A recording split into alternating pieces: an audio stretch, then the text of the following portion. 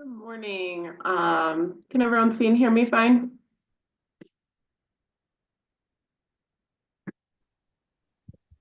Yes, I can hear you.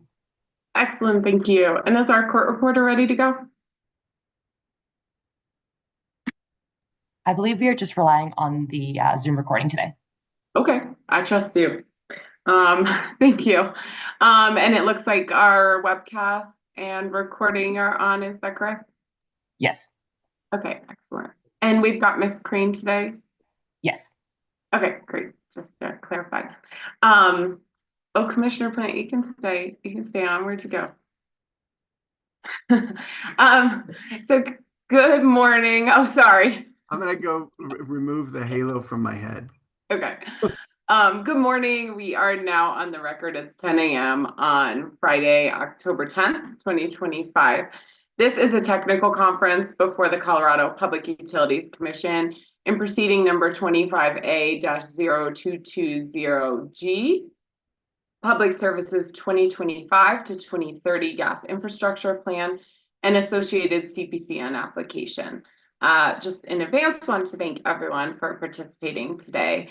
I'm Megan Gilman, and I'm a commissioner on the Colorado Public Utilities Commission. Unfortunately, Chair Blank was not able to join us this morning, but we sent him well wishes. Hope he's feeling better shortly. And wanted to give my colleague a moment to introduce himself for the record as well. Hi, this is Tom Plant, Commissioner. Sorry to not really allow you to shut your shade. By interim decision number C25-0658, we scheduled this technical conference in order to allow the commission and parties to have more insight into the company's direct case and some of the modeling and underlying assumptions embedded. It's our hope that while we're focused on commissioner questions today, the interveners can use the discussion at this technical conference to inform and improve their ongoing advocacy through discovery, testimony, and the evidentiary hearing. If we do conduct a confidential session, I'm not entirely sure that will be necessary, as at least I've tried to tailor some of my questions based on the company's initial response to our question about confidentiality. I'll be trying to keep as much, if not all, public as I can. But if it's needed, the company will need to confirm that the parties in attendance are proper at that point. But we appreciate the company may have coordinated with a preliminary list to help the legal assistance. So on this note, I'd like to ask the company to let us know and confirm with the legal assistance if there are individuals that might need screen sharing capabilities as well at the onset of our session today. So not sure if we have anybody here from the company who can help me understand if you all are going to want or need any screen sharing capabilities. Hi, Commissioner Gilman. Hi, Commissioner Plant. Thanks for having us here this morning. I don't see a need here from the outset for us to have sharing capability. Of course, if that changes throughout the course of your questioning, we're happy to pivot. But we're just here to answer your questions. And for the record, I'm Jason Piquet. I'm the Director of Regulatory Administration here for Public Service Company. Okay, great. Thank you for that clarification. So since this is a technical conference for presentation and clarifications from the company, we do not need entries of appearance today. But for clarity of the record, I would like to ask you, Mr. Piquet, to just introduce your team who's here today for us at the onset, if you could. Yeah, no problem. I think we've got about 10 of us witnesses from the GIP proceeding here joining us. I would ask everyone to just come on camera here for a brief moment and we can do a round of introductions. So I just introduced myself. I'm Jason Piquet again. I will hand it over to Steve Martz and then Ray Gardner. Good morning, Commissioners. Steve Martz, Vice President of Integrated Planning.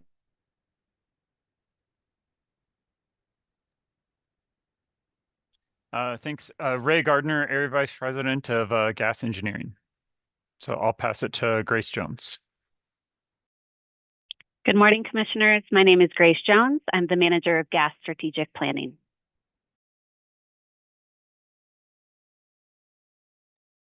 Travis Whalen, if you want to go next. Hi, Travis Whalen, the manager of load forecasting. I'm standing in for John Goodenough.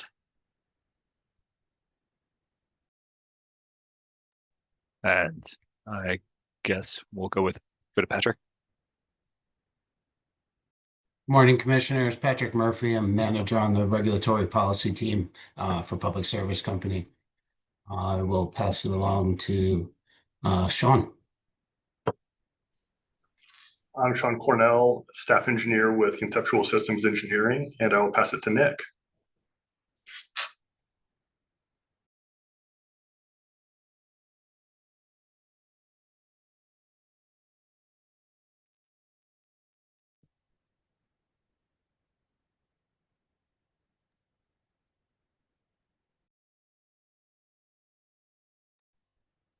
Okay, looks like we're having some sound troubles with Nick. Nick, we'll just give you a second. We'll circle back to you. Let's go over to Laura and Dan. Dan Canoy. Good morning. My name is Laura Roberts. I'm the Senior Director of Conceptual Engineering in the Integrated System Planning Organization at Xcel Energy. And I'll pass it on to Dan Canoy. Good morning, Dan Canoy. I am the Director of Gas Operations Engineering in the Area Engineering Group. Throw it over to Dan May. Thank you, Dan. Dan May, I'm the Director of our Gas Integrity Management Program here at Xcel Energy. I will throw it over. I think Steve Marks hasn't gone yet. Yeah, I think I went. I can go again. Let's try Nick again. Nick, is your audio working? Yeah, sorry, we still can't hear you. Apologies, commissioners. We'll try to get that fixed here on the back end. There is one other expert that we have here with us to answer any questions if we need to talk anything broader on regulatory topics. So I'll hand it over to Steve Berman here. Good morning, Steve Berman, Regional Vice President of Regulatory. And I'll figure out why my camera's not working. Okay, no worries. Anything else by way of introductions, Mr. Briquet?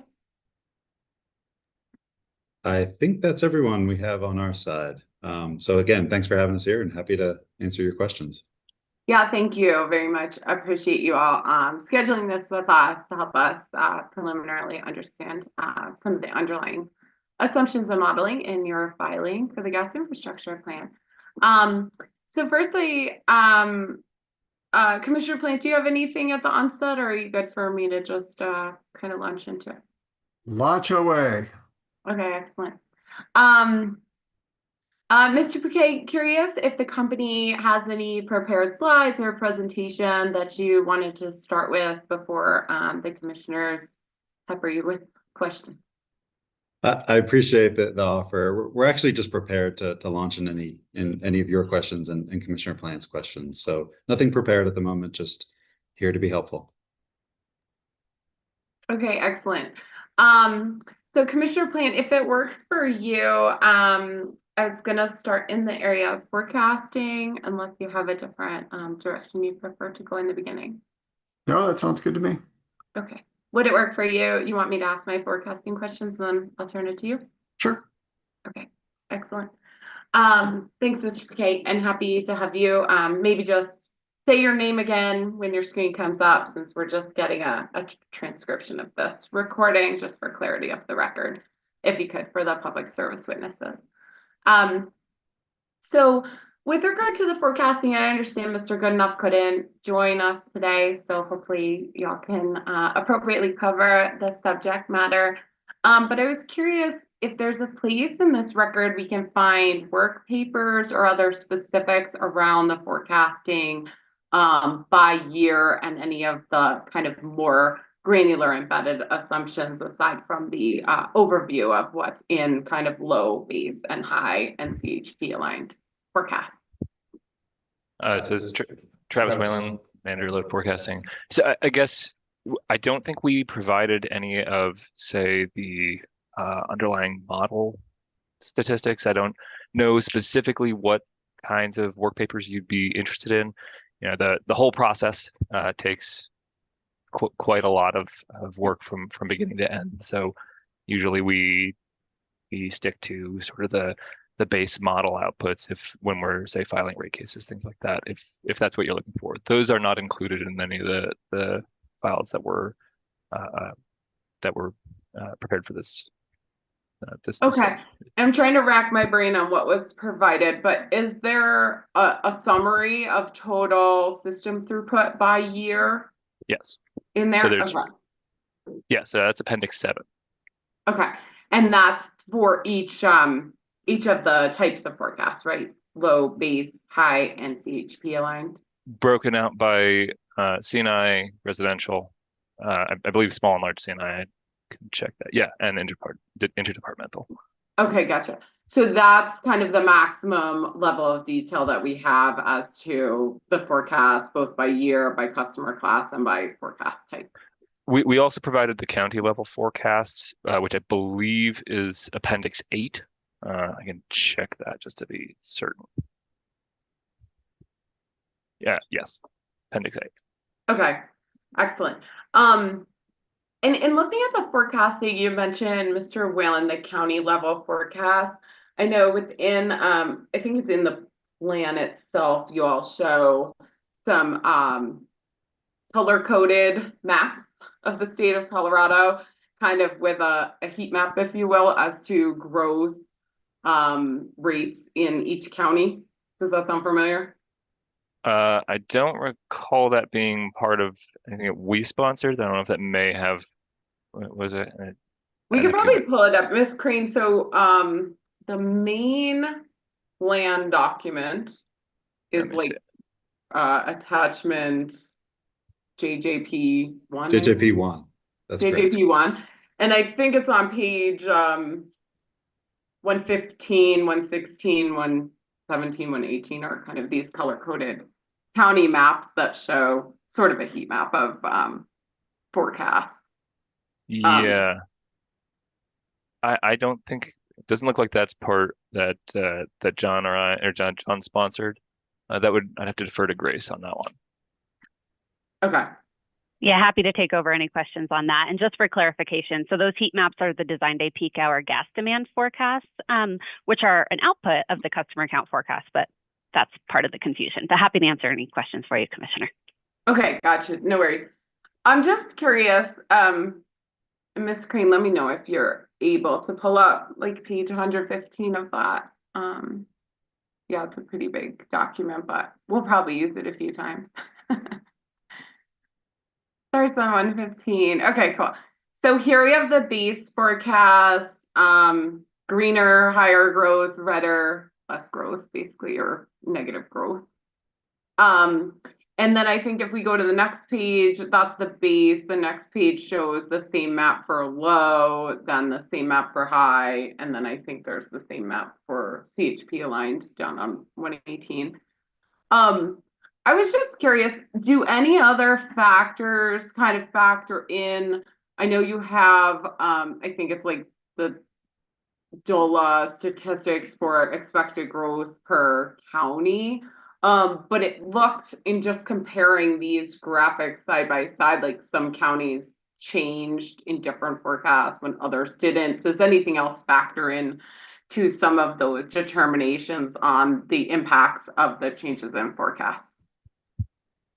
Yeah, so you've got a great memory. So DOLA was the previous methodology by which the company used to stratify the statewide forecast to countywide forecast, and that was really based on population. This year, in the 2025 gas infrastructure plan, we have made an improvement to the stratification, we believe, by using more of a propensity to adopt electrification at the county level. For specific questions about how that county level stratification is completed, I would defer over to Travis Whalen, but just so we know, there was that shift from DOLA over to a more focus on which counties are more likely to adopt electrification measures. So that's where you see some of the shift in colors. Okay, I'm just curious, maybe you can help me with this, Mr. Malin. Like, does that, in my understanding, your high forecast is just sort of some market electrification in the base. You add on the DSM and BE plan that's approved and currently enacted. And then in the low forecast, you also add on the clean heat plan, clean heat plus, and then you have the CHP aligned, which is the actual clean heat plan. Do I have those right? Correct. Yes. Okay.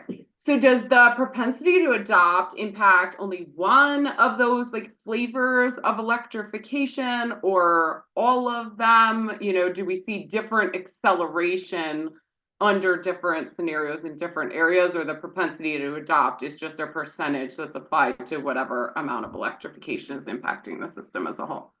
So the propensity to adopt is applied in we only have one run of those propensity models. So we're applying that same propensity to adopt across each of the different scenarios.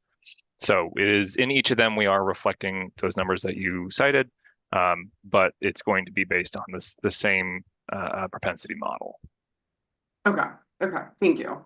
And one quick clarification on what Grace was saying with the update to DOLA.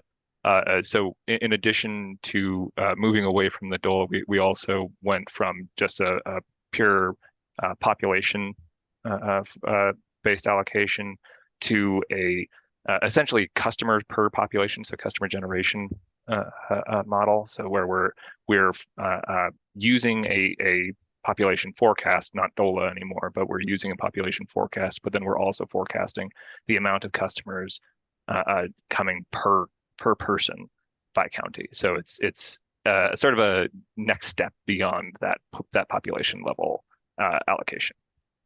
Okay, thank you for that. Also, with regard to the commission's directive to include changes to line extension allowance policy in forecasting, the company noted they don't have sufficient data. You don't have sufficient data to understand the LEA changes in customer responsibility for costs and kind of the impact that has on forecasting. Is that inaccurate? Yeah, you know, the one of the challenges here is that we're basing the growth rate on historical regressions. So you need a certain amount of time and a certain amount of variability in an underlying metric to be able to create a relationship between those two. And there just hasn't really been enough time for us to see that play out because we're not building these adoption models based on, you know, a cost of ownership or a cost of construction in this case. It's not as simple as just say adding a certain fixed dollar price associated with the even if we had a clear-cut dollar cost associated with it, we couldn't just add that into the model and have that flow through. We need to have some kind of relationship we can draw between those two, and there's just isn't enough history to show what that relationship, what that responsiveness to that line extension policy change would be. And just to provide a little bit more context there as well, Commissioner Gilman, these line extension changes on the gas side of the business have just recently rolled out. I think as you and your colleagues are well aware, right? We started making changes to these extension policies in the fall of 2023, I believe, coming out of the company's previous gas rate case. There was also changes we made in response to Colorado legislation, and those changes have just fully been implemented as of the start of this year, given that there are certain provisions that allow previous applications to receive service under those previous policies. So that's why Travis is saying it takes time for us to see that data play through into the actual expenditures from the company.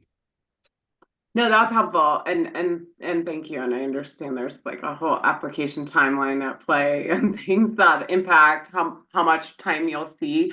Trying to understand as the company, as this is like kind of just setting in full, right?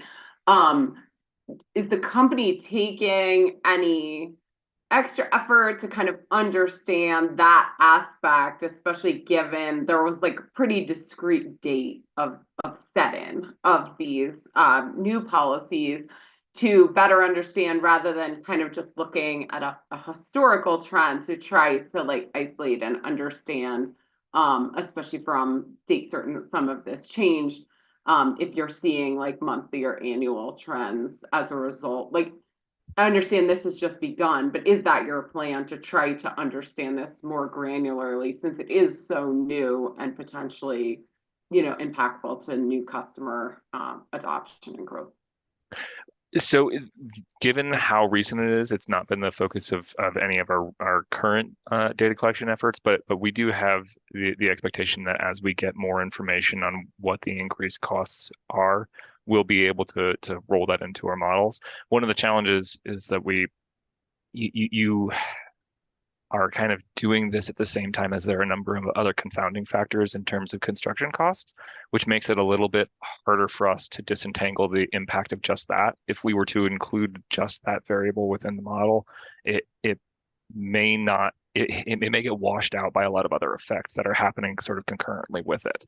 So I would like to get that access to some more of that data, but I think what we've had to try to think about is what are other bits of data we would need to sort of disentangle what the discrete impact of that policy would be versus other demographic trends, cost trends that are not necessarily currently incorporated in the model either. So if we just try to tackle that one aspect without sort of disentangling it from all of the other cost components, it may have a significant measure, but some of what it's explaining may actually also be coming from something else, but it is happening simultaneously enough that we're sort of capturing a false relationship. So there's a lot of other data sets aside from just that one component that we really need to build out, and it's a pretty long time window to be able to pull all that data together.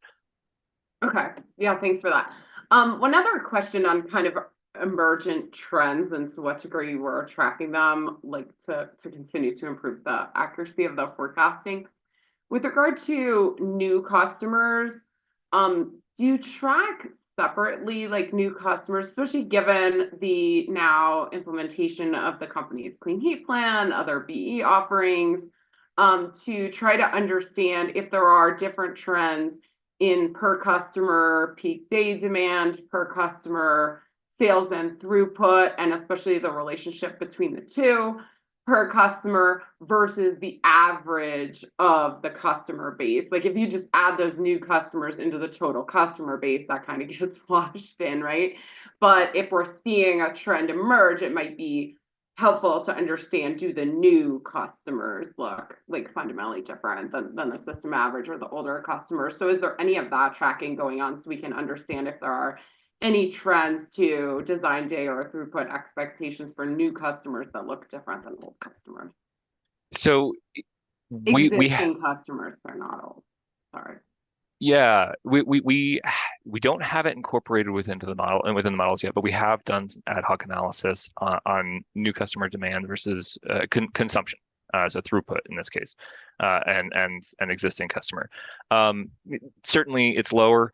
I think that what we would really want to do as we get to a place with a larger penetration of or larger response to our BE programs, to really be able to get a more thorough breakdown of consumption from these sort of electrifying customers versus just energy efficiency improvements, and then also just getting a better handle on the differences between single family, multifamily, and the different types of housing, which we have some information on, but is honestly more difficult to track down than you might think, just because of the different ways that gas service can be provided to customers. So there's a lot of nuance that we have to, I think, pull together alongside the rollout of the beneficial electrification programs. And all of this analysis, for the most part, is just beginning, and it's been beginning kind of in the rollout and in the development of these BE programs. What I will say is that all of that analysis that my team has done is really only focused on the throughput, because that's the available data that we've got. For the most part, we don't have the ability to look directly at these new customers on a peak demand level, because or on a design day level, because we don't necessarily have the same level of metering information available that we do on the electric side. I believe there is some degree of modeling that Grace could speak to, that's kind of separate from the throughput historical data. Yeah, that's Correct, Travis. Thank you. So in addition to the work that Travis was talking about, we do have the ability to estimate design day peak hour gas demand for new versus existing customers, which does get incorporated into our hydraulic models. So the platform in which we do that is through the customer management module. And so we are able to kind of disaggregate to see the differences potentially in peak versus new versus existing customers. And I think it's showing a similar trend that it's slightly less. I don't know that it's marginally different at this point, but certainly we have access to that data. Okay. And in the way you estimate that, if their usage goes down, you would kind of essentially not automatically, but the way the calculation works, assume also that their peak day impact goes down, or have you disaggregated those two? Right. So the way that the customer management module works is that we use the monthly meter reads as well as the heating degree days for that month in order to create a linear regression. And that linear regression is able to disaggregate how much of their design day peak is associated with just base load. So how much are they using year round versus that heating load, which is the portion of the peak that is dependent on temperature. And so through that linear regression, we're able to see that not only their consumption on a monthly basis is going down, but as a result, the design day peak hour gas demand is also estimated to be lower as well. Okay, because it's kind of just a proportion, essentially. Correct. Yeah. Okay. Curious too, on the gas system, I know there's a significant number of like failed meters that are assumed to be replaced in the coming years.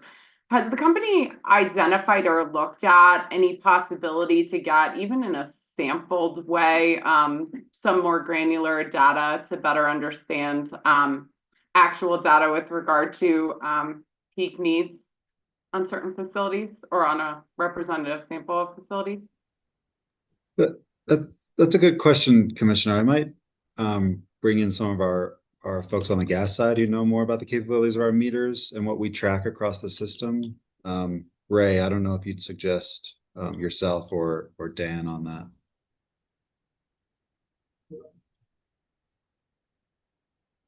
I think Dan Canoy might be able to speak to that more. Yeah, I guess the starting assumption is there's still an expectation that the company is going to change out a significant percentage of meters in the failed meter loss program. I guess that's the first assumption.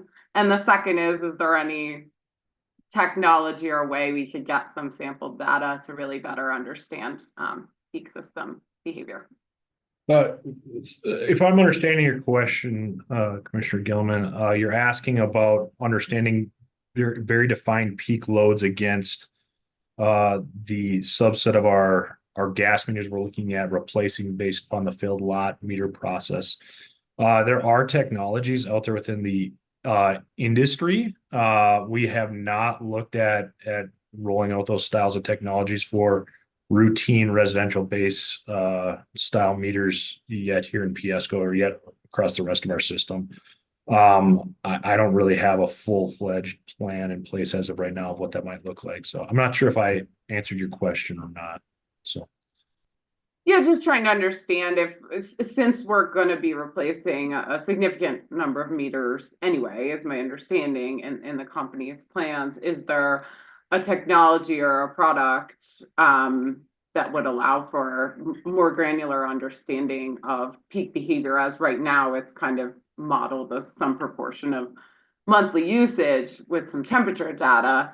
Is there a way to better estimate it based on actual data? yeah, we are not planning on utilizing that technology in the future aspects of the units.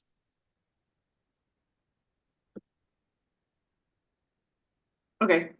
I just want to go, can we go to page 46? Commissioner Gilman, one quick clarification. We have actually started to explore the usage of those. There's a program underway to install and begin collection of the data on a small sample. This is part of the efforts from the load research team. It's not complete. It's there's still efforts that need to be completed to to actually get the data collected, but some of them at least have already been installed. And when we do have access to that data, I mean, the challenge with gas always is that you have to go through a heating season really to get anything useful. So there can be long lags anytime if there are delays. But once we have a heating season's worth of data from those meters, we will absolutely be using that. But it is just similar to an older style load research sample size rather than like a large scale rollout as Dan was saying. Okay, yeah, and please don't interpret my question to be an endorsement of buying more expensive meters across the board.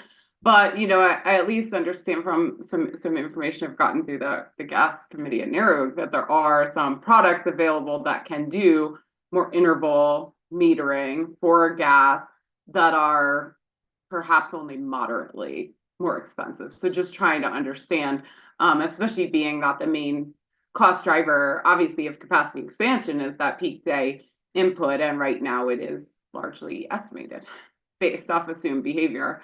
So just trying to understand what tools we have to get as accurate as possible. What I will know is that one of the challenges with that is that you mentioned that the peak day is really the big driver. We would have, I think, the best results if we were able to understand that relationship with regard to the impact of hybrid electrification. And I don't know that we have any guarantees as to what the current technologies on those installed meters is. I don't think that was the target at the time that that program was rolled out. And I don't think that information was collected. So there's more work to be done, even once we do have access to the information. There's going to be work to be done to really make it useful. Okay, thanks. I appreciate that. So looking at this table 11 on page 46, this kind of shows each of the four forecasting runs for different groupings of timeframes that we have here. And so even under the high growth scenario in terms of sales, we see a projected decline in sales over the next 5 years. And then, very modest, near zero gain after that.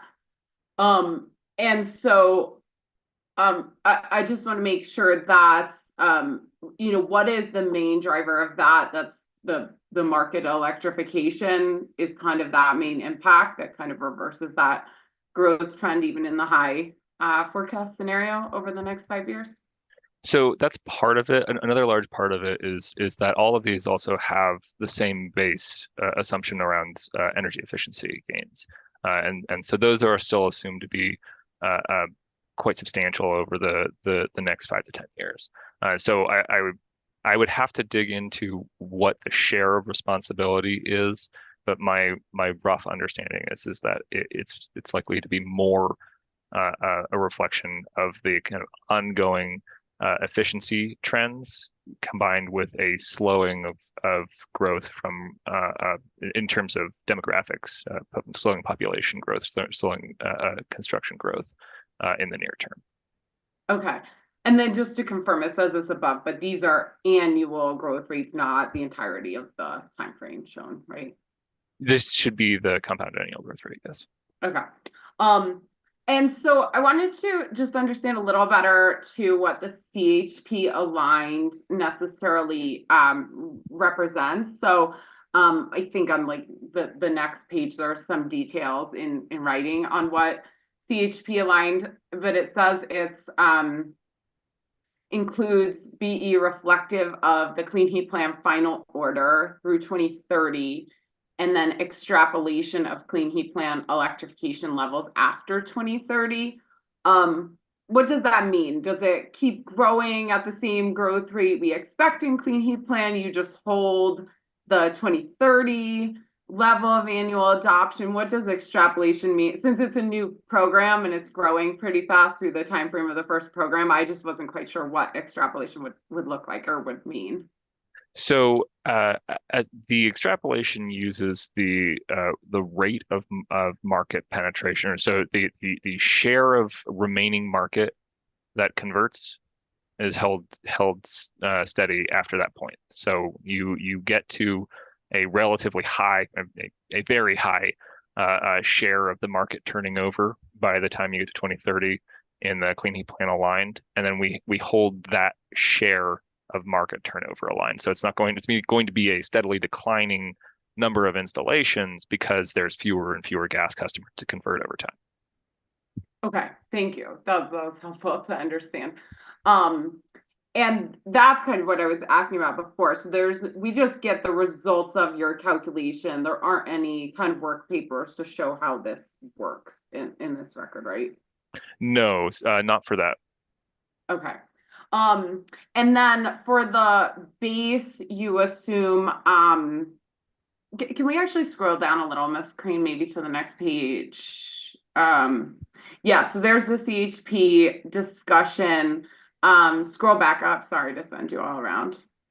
In the base, you do assume the DSM SI electrification is going through the forecast. Do you extrapolate past the actual dates of that plan?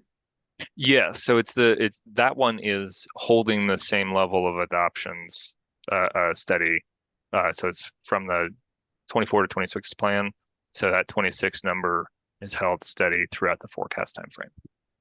So the same number of people who adopt electrification in 2026 also adopt it in 27 and 28 and 29. Okay. And that's less of a concern because you aren't reaching the same levels of saturation, so you don't really have the same kind of downward pressure in terms of the need to reduce the number of installations. It's an achievable amount of electrification if you hold it static, whereas you couldn't really do that for very long if you held the same number of installations for the clean heat plan aligned. Okay, got it. And then can we go to page 40? I wanted to just look at the footnote at the bottom and just understand what you were. Oh man, I did this before it was revised. Let's see. Oh, page 47, sorry. Hopefully it's still in the same place. Footnote, there we go. So this footnote says, in light of efforts to reconcile the DSM-BE plan and the clean heat plan, the company determined that the BE adoption rates may be somewhat conservative based on approved goals. The company believes that electrification assumptions in the DSM-BE plan could increase space heating and water heating adoptions up to approximately 9% through 2034. Help me understand what that means, like contextualize. What do you mean by that the BE adoption rates in the DSM plan and clean heat plan are conservative?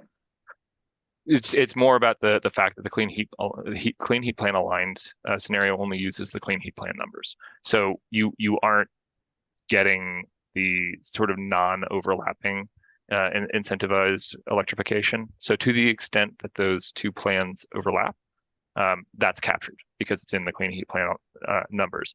To the extent that the DSM plan adds additional incremental electrification for the period in which it lasts, that is not reflected. And so you're missing that sort of chunk of non-overlapping incentivized electrification.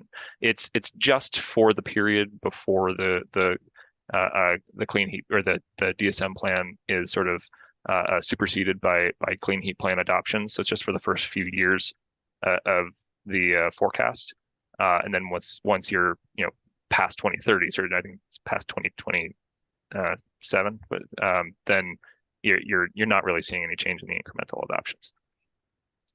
Okay, thank you. That was helpful. And in that like clean heat plan line scenario, you don't really assume there's any market electrification, right? Like nobody goes and does this on their own unincentivized in that scenario? Functionally, it is included in there. It sort of underpins the forecast that it was layered on top of, but it's very modest, and it's only through the first year, I believe. Commissioner Plant, want to see if you have questions on forecasting details. Something somewhat similar.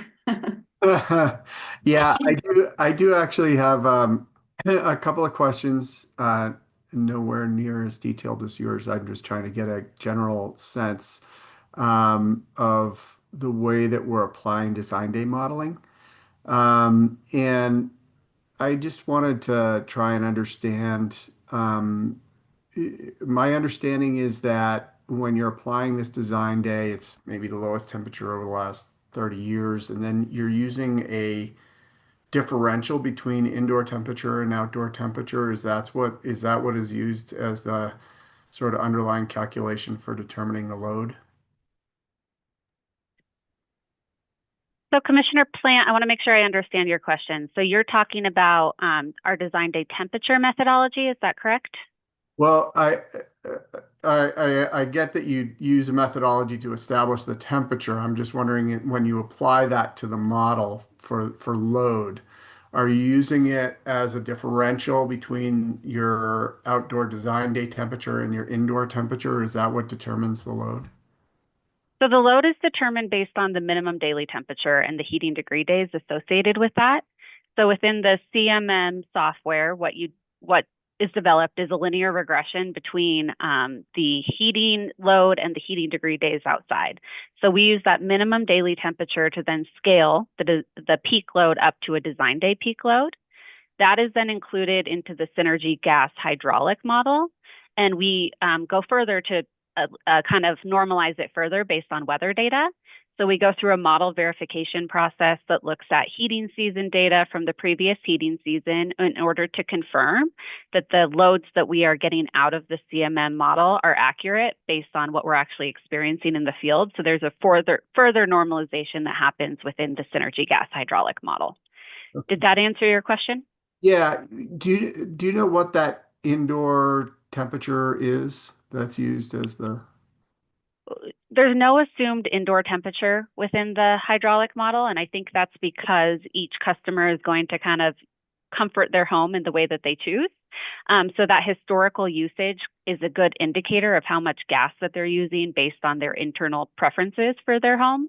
And that's what's fed into the CMM software and then further into the Synergy gas software. Okay, so you're using historic usage data as opposed to a differential between the temperature outside and inside.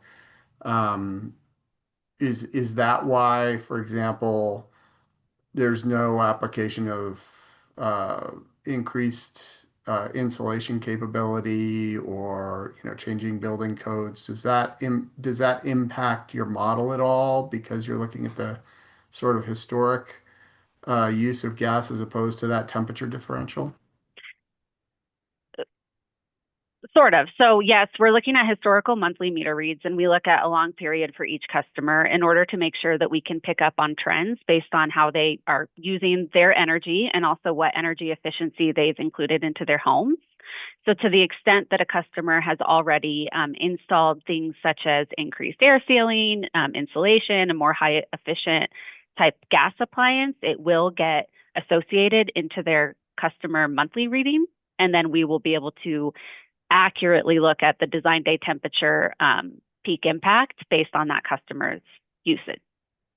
And then as you project that forward, do you then apply increases in efficiency or increases in the way that buildings are constructed or insulated as you go forward?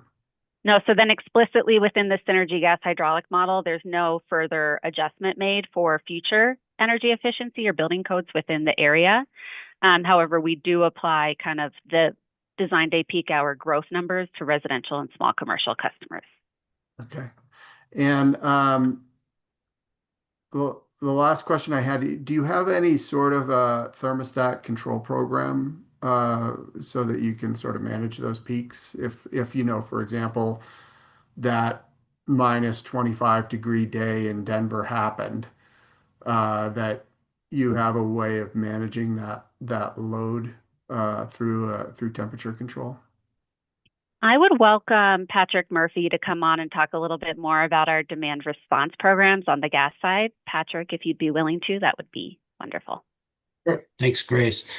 Yeah, thanks for the question, Commissioner Plant. We do not have anything in market currently. We had a pilot in market. I believe that concluded, it was either late last year or earlier this year. We are evaluating options to bring forward a gas demand response program through a 60-day notice. We just haven't, that hasn't been issued at this point, but we're working on it internally. And do you know, particularly in those areas where you have this sort of constraint, or you have, you know, these higher constrained areas, what the impact of a thermostat control program would have on those, on the, you know, sort of the capital investment needs for those areas? I don't have those exact figures with me here today, but that is something that we are evaluating as far as potentially introducing this new program. Is, you know, what could be the value of having a program that is more targeted to towards areas where we're seeing capacity constraints, and what the value of that program could be, both to the company and to the customer. Okay. Thank you. Appreciate it. That's all the questions I have, Madam Chairman. I wanted to just follow up on the his design day question. And Ms. Jones, you and I have had a lot of discussions on peak design day. So it's my understanding that the company identifies, I think you have 12 planning areas for the peak minimum temperature on the gas system. Weather zones, and I would have to confirm, but that sounds in the ballpark. Okay, it's like 12 or so. So your gas system is divided into these 12 or so, and for each you've determined, and just to clarify, it's not the lowest temperature in 30 years, it's a probabilistic model of what the lowest one in 30-year temperature could be based on as much historical data as you can have for a location, right? Correct. It's a 1 in 30-year probabilistic occurrence of that minimum daily design temperature. Okay, so it's not necessarily a temperature that has happened in the last 30 years. Correct. And then so you pick that minimum temperature. One thing I'm honestly still not clear on is, and then your CMM, customer something module, management module. Yep. And Synergy Gas uses the heating degree days, right? Correct. Tell me For the how heat the load. minimum temp, I mean, I know mathematically how a minimum temperature becomes a heating degree day, but there's two missing variables there, which are what baseline temperature is the company using and what's the high temperature for the day that the company is using, that I'm still not clear on how those are determined to get from the minimum temperature planned for to actual heating degree day, which is how it's actually done in the CMM. So that data can be found, I think, in Appendix 14.1 through 14.9. So we'd have to look for each individual weather zone. But the heating degree day calculation, to your point, Commissioner, is based on the average temperature, the difference between the average temperature and then a 60-degree Fahrenheit. And so for each weather zone, we also calculate the average temperature, which is associated with that minimum daily temperature. And that information should be included in, like I said, Appendix 14.1 through 14.9. And you use a 60-degree temperature baseline, not 65? I believe it's 60. We could confirm that as well. Okay, I'll take a look. Thank you for clarifying that. I was just like not entirely sure where to look to get the conversion there, since it seems as though heating degree days is what you actually use in the model. And just the temperature refers to the lowest temperature in the coldest day that you're referencing. Correct. It's I'm not sorry. that temperature all day long. That's what I was trying to get at, Commissioner Gilman. So just so I understand, the 60 degrees is the lowest indoor temperature that you're allowed to get to. Is that what your 60-degree is?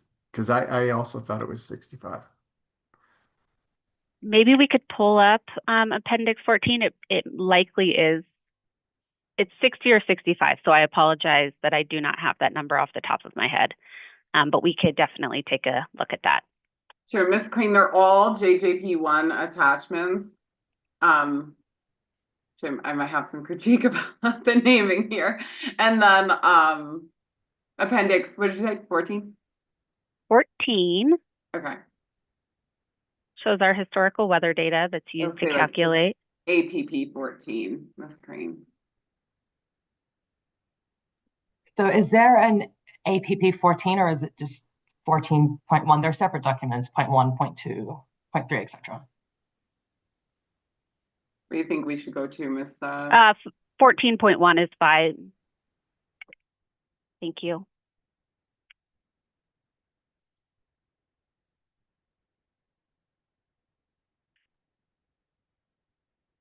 It might be a little bit challenging because we don't have the executable version, I don't believe.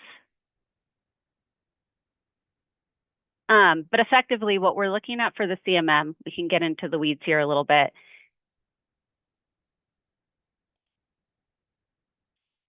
Is this first tab here, so page 1 is going to show the number of occurrences that happened, that minimum daily temperature. And then what we do is we calculate based on that minimum daily temperature, the number of occurrences and then the probability of it being a 1 in blank year.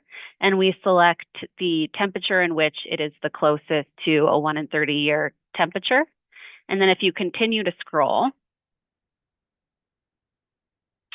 the other data that we have in here is then going to be all of the historical weather. And for that day, what the max temperature is, the min temperature is, and then the mean temperature, so your average.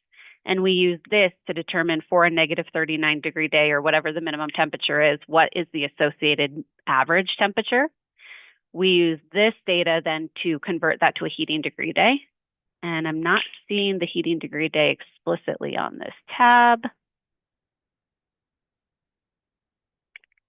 But we convert the minimum temperature then to a heating degree day. And when we convert that over to the CMM usage, the CMM calculation is going to be the base demand plus the heat demand, which is the units of that is going to be in cubic feet over heating degree day. So you multiply it by the heating degree day associated with your design day temperature in order to get your full design day peak hour gas consumption. Not seeing it in the spreadsheet here, I might need to follow up on that average temperature being 60 or 65.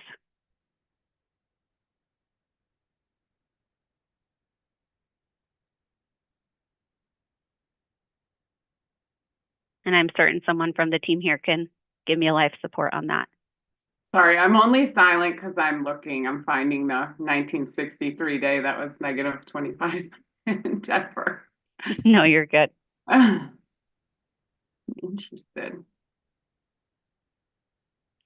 Okay, additional questions right now, Commissioner Plant, on forecasting throughput, demand, whatever. Yep. Okay. All right. Let's see. I had a couple questions maybe next on kind of total spending picture rather than just categories. So, yeah, Mr. Piquet. Yeah, if I could ask before we move on to the next topic, Commissioner Gilman, if we're done with forecasting, would it be possible to excuse Mr. Whalen? Of course, right, he could continue to monitor the discussion, but just curious if you intend to come back to this topic area. I'm looking at my questions really quick. I'll have some questions around total expected capital expenditures, the MPA methodology and CBA handbook, which I don't think touch enough on forecasting that it will matter. And then, you know, the only other thing that might touch on it is within like an example executable CBA model to understand the projections for like electric usage, not capacity, for some of the conversions. So I don't know if that would be Mr. Whalen or if someone else can answer that. I think Gotcha. in a few moments of thinking, that's what gets the closest to forecasting that I have to come. Sounds good. He'll be here and available as Okay, needed. yeah. So thank you. I don't want to be inefficient here, but I just I wasn't quite sure who would be told what, so I don't have them exactly broken out by person. No, that's fine. Our goal is to be helpful. So Okay, thank no you. worries. And for what it's worth, I don't think we're going to be here until 4 o'clock. Like, not that many questions. Going to total expenditures, total capital expenditures. So probably the best reference to look at is Mr. Gardner. Look, he has arrived. Mr. Gardner's hearing exhibit 103. And Mr. Gardner, here you provide a few different, probably easiest to go to table ARGD2. Trying to get a page for that. But Mr. Green, if we can. I think it should be page 16. Okay, perfect. That's helpful. Yeah, so we'll go to page 16 once we get there. And so what this is going to show is your 25 to 29 forecasted capital expenditures by category. And I just want to confirm the values that you showed in table ARGD2, are those total, or those are only of planned projects? I think those are total. I just want to confirm your total expectation. Correct. Those would be total. Okay. And then I know getting to like page 18, there's another figure that shows kind of a trend line down in the capital expenditures. And it seems like most of the reason for that trend line is kind of a noticeable bump in 2026 and 2027 for at least 3 or 4 fairly large capital projects. Does that sound reasonable? Yes, that's correct. I think you're looking at, yeah, it's figure ARGD2. And in 26, 27, you see the gray boxes for the Mountain Energy, Spear Canal, and Louisville to Rollins and Tiffany projects. Okay. And does the company have, like, trying to tie this back to the conversation I had with Mr. Whalen, where even in the high growth scenario, the company projects negative growth over the next 5 years. Does the company kind of reflect that, include that reality at all in the capital planning? If there's a reasonable plan under even the most optimistic scenario to sell less of your product over the next 5 years, how does the company kind of integrate that likelihood into your capital planning and really capital discipline?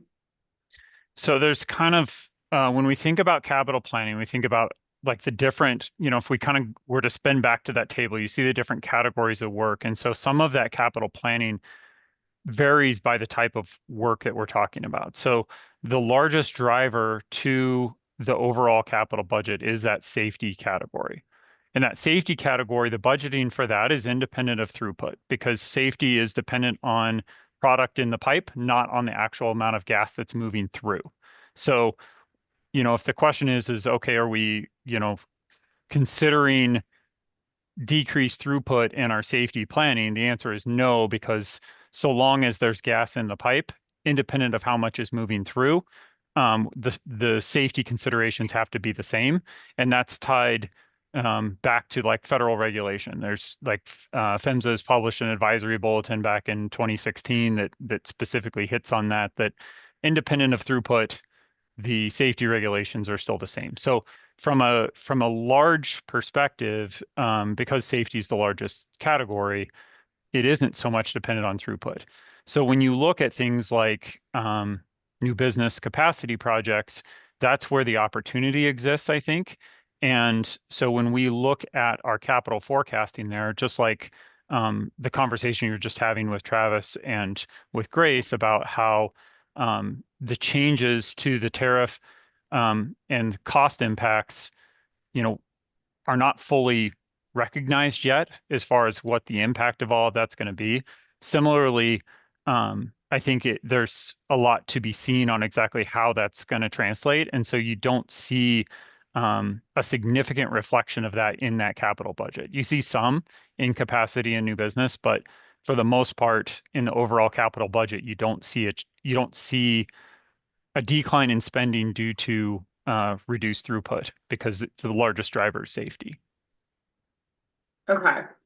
And generally, we've seen a trend since, I would say, the introduction of the PSIA and a focus on safety integrity spending by the company, which I think was around 2011. A continued increase year over year in safety integrity spending. Does that sound accurate to you as a general rule? If you're going back to like 2011 and you're looking like prior to 2011, I would say that's absolutely true because that's a lot tied to federal regulation, right? So since 2011. Yeah. So if you go back since 2011, there's a couple things. So one, you see the impact of increased federal regulation that we see through things like MAOP reconfirmation, putting in the mega rule, actually taking the effects of the distribution integrity management rule that came into place in, I believe that was 2010. So you see the effects of all of those things that are driving that spend up. So to your point, yes, we would see an increase. But I also think another thing that's worth pointing out is that how we categorize safety spend today is different than what we did prior to. So a good example of that would be like compressors. Like the compressor rebuilds, compressor replacements are things that we didn't previously categorize as safety. And now for this GIP document, those are categorized in safety in compliance with the GIP rules. So you kind of have to look at it like from both perspectives. I think the general premise that you're implying that safety spend has increased since 2011 is accurate because of the changes in federal regulation, as well as just, aging of the system. But I think we also have to consider the recategorizing of spend too. Why did the GIP rules require compressors to be recategorized? It's what the rule, we're following what was spelled out in the rule. So we previously had what were referred to as asset health. And so now the safety category expands beyond that. And that was just part of the GIP rule. So exactly why it was in the GIP rule that way, it probably, maybe there's some, Jason or somebody else could speak to that. You're not saying it says compressor specifically, you're saying you infer that from asset health. Can you restate? I'm not sure I follow the question, the follow-up question there. Yeah, I think that's right, Commissioner Gilman. I don't think there's a specific call out to I compressor. didn't remember calling out compressors. Right, but there is a general, obviously, right, there's a lot of discussion about, which categories should be presented and we've got to make decisions from there.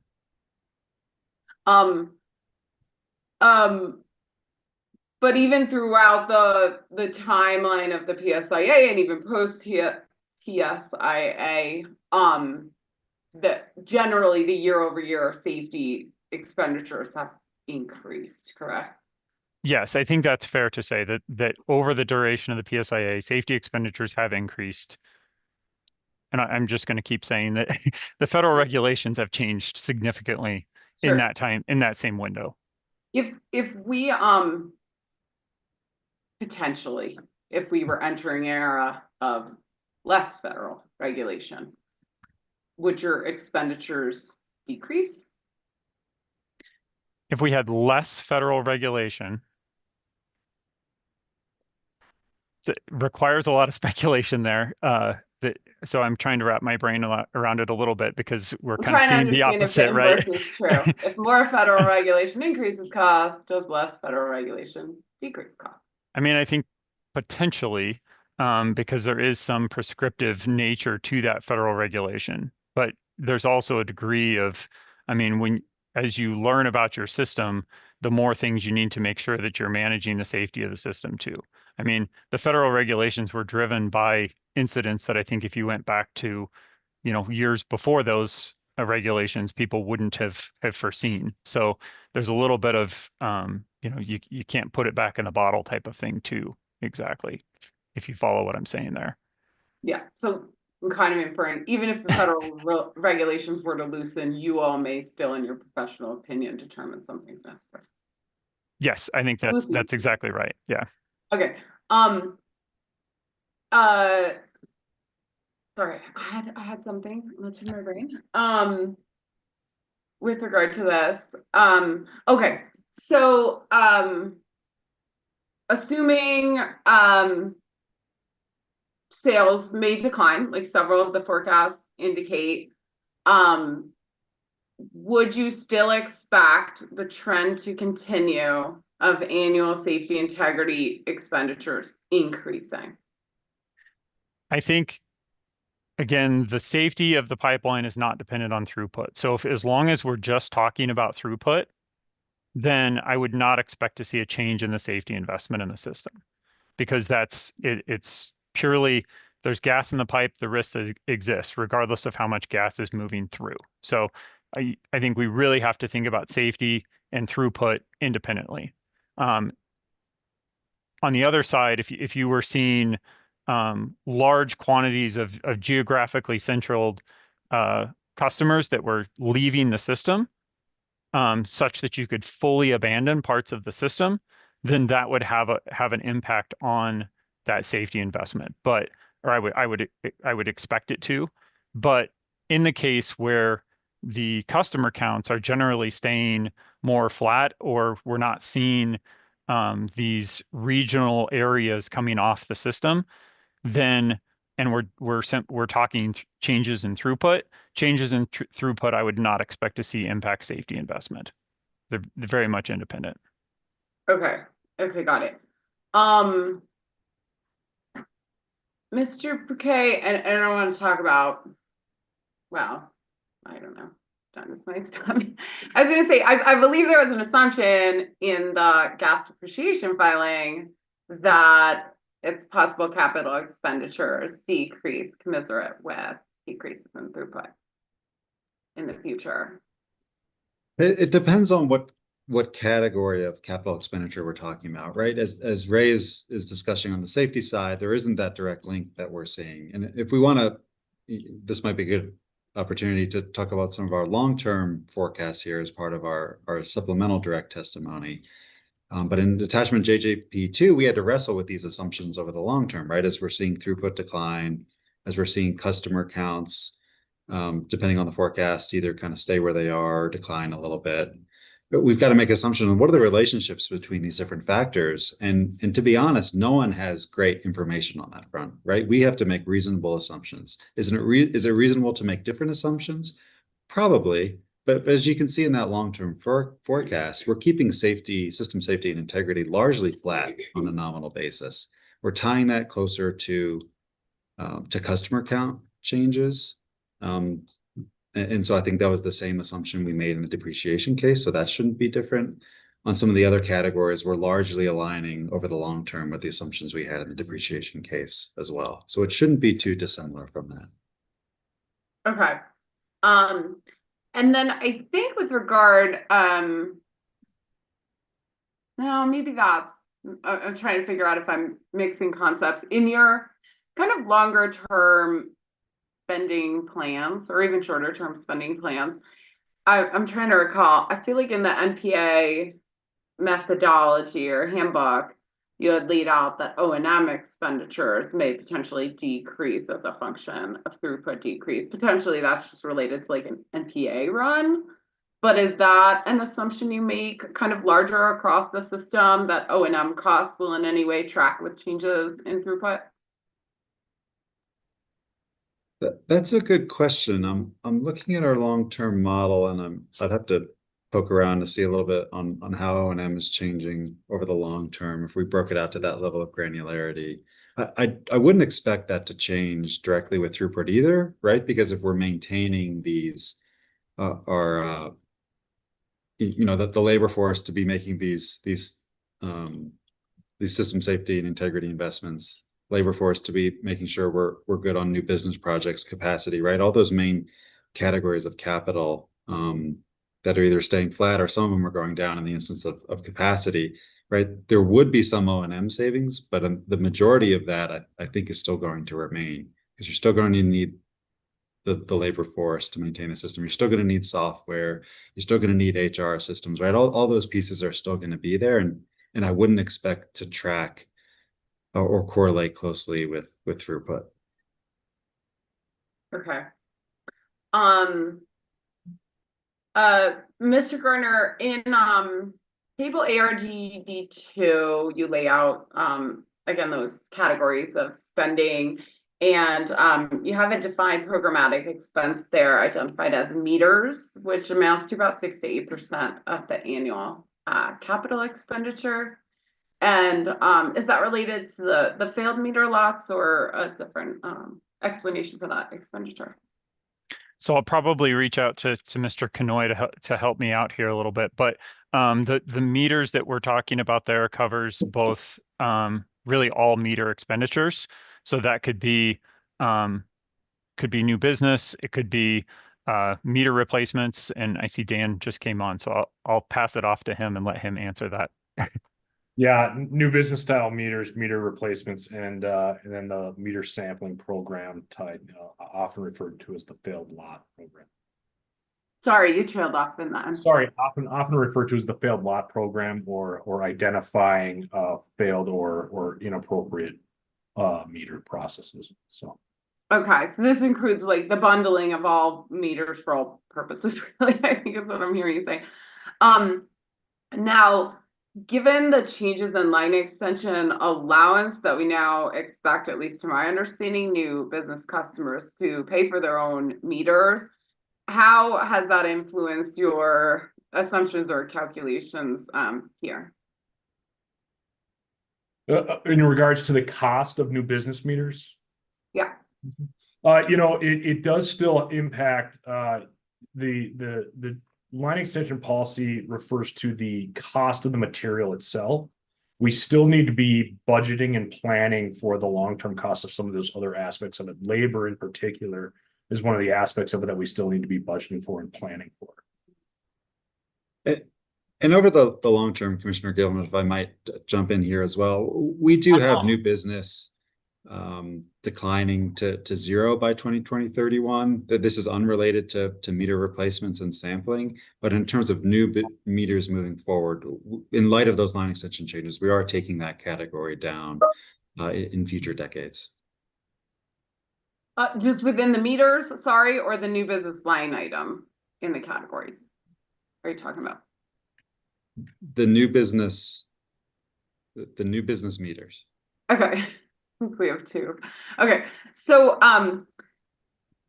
what I'm hearing is you have intentionally excluded what would have been the cost of the hardware of the meter from this meter aggregate line item. Yes? Yes. Yes, because okay. that is what customers directly pay for now as part of our revised line extension policies. Okay. But are you, but there is a portion, is there any like further breakdown of this category in the record to better understand what goes into this aggregate meter line? I am not sure at this time. I'm sorry if there is anything further breaking down. Okay.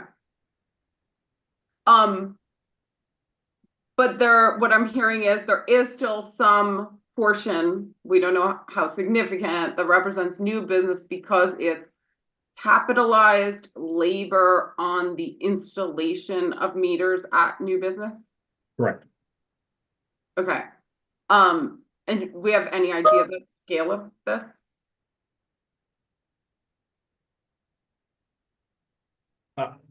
I don't at this time. No, I'm sorry. Okay. And so in your interpretation of the changes to line extension policy, that would still be capitalized and rate based and not funded by the customer? We looked at this is based on the language, I think, from Senate Bill 23291. Commissioner Gilman, and I think we took the letter of that language as a first step, which spoke to equipment, I believe was the word used in that statute. Of course, we can change that over time and incorporate additional costs moving forward if that's the direction the commission wants to go in. But at the moment, our line extension tariffs only call for the equipment portion to be funded directly by the customer. Okay. And then we don't know the scale, right, of like the failed meter lots in this. We think it's the majority of the meter costs, or I wouldn't say the majority of the meter cost. If we look at table 32 on page 133, it breaks down the three different main buckets of meters that we are planning for within the GIP. You in the main main plan document. I want to see if we can get it pulled up. Yep. So Ms. Crane, can we pull up the main plan document again, that JGP one? And what page did you want, Mr. Kennard? Right there. There it is. Oh, okay. Yeah. Asking about the meter sampling program, where your question had started. As you can see, there is a small dollar amount assigned to 2025. That is cost for replacing meters on continuing our investigation of those lots on the 2-year cycle. And then we are assuming that those same numbers that failed in the 2024 time period are going to have the same assumption. That is mixed into that 26 through 29 time frame for our estimation on what we're trying to be on what we're looking at replacing based upon an assumed failure rate that we saw in 2024. We should have the findings of that 2025 information towards the end of this year. So. Okay. And do you expect when you receive the findings of the 2025 study, you'll be revising your plans with regard to meter replacement? We'll have to see what comes out of that findings to see if that warrants a update to the need here. But our best estimations on what we'd be looking at replacing mirrors was being shown here as of today. So. And do you recall what portion of the company's meters this represented replacement of over the next 5 years? I do not have that information currently about current percentage basis total population in regards to what this represents. Okay. Let's see.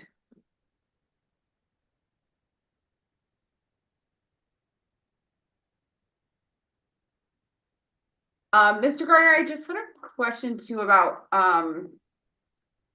something in your testimony, which was on page 40. Let me see. Your testimony is 103. Sorry, I have too many things open here. On page 40.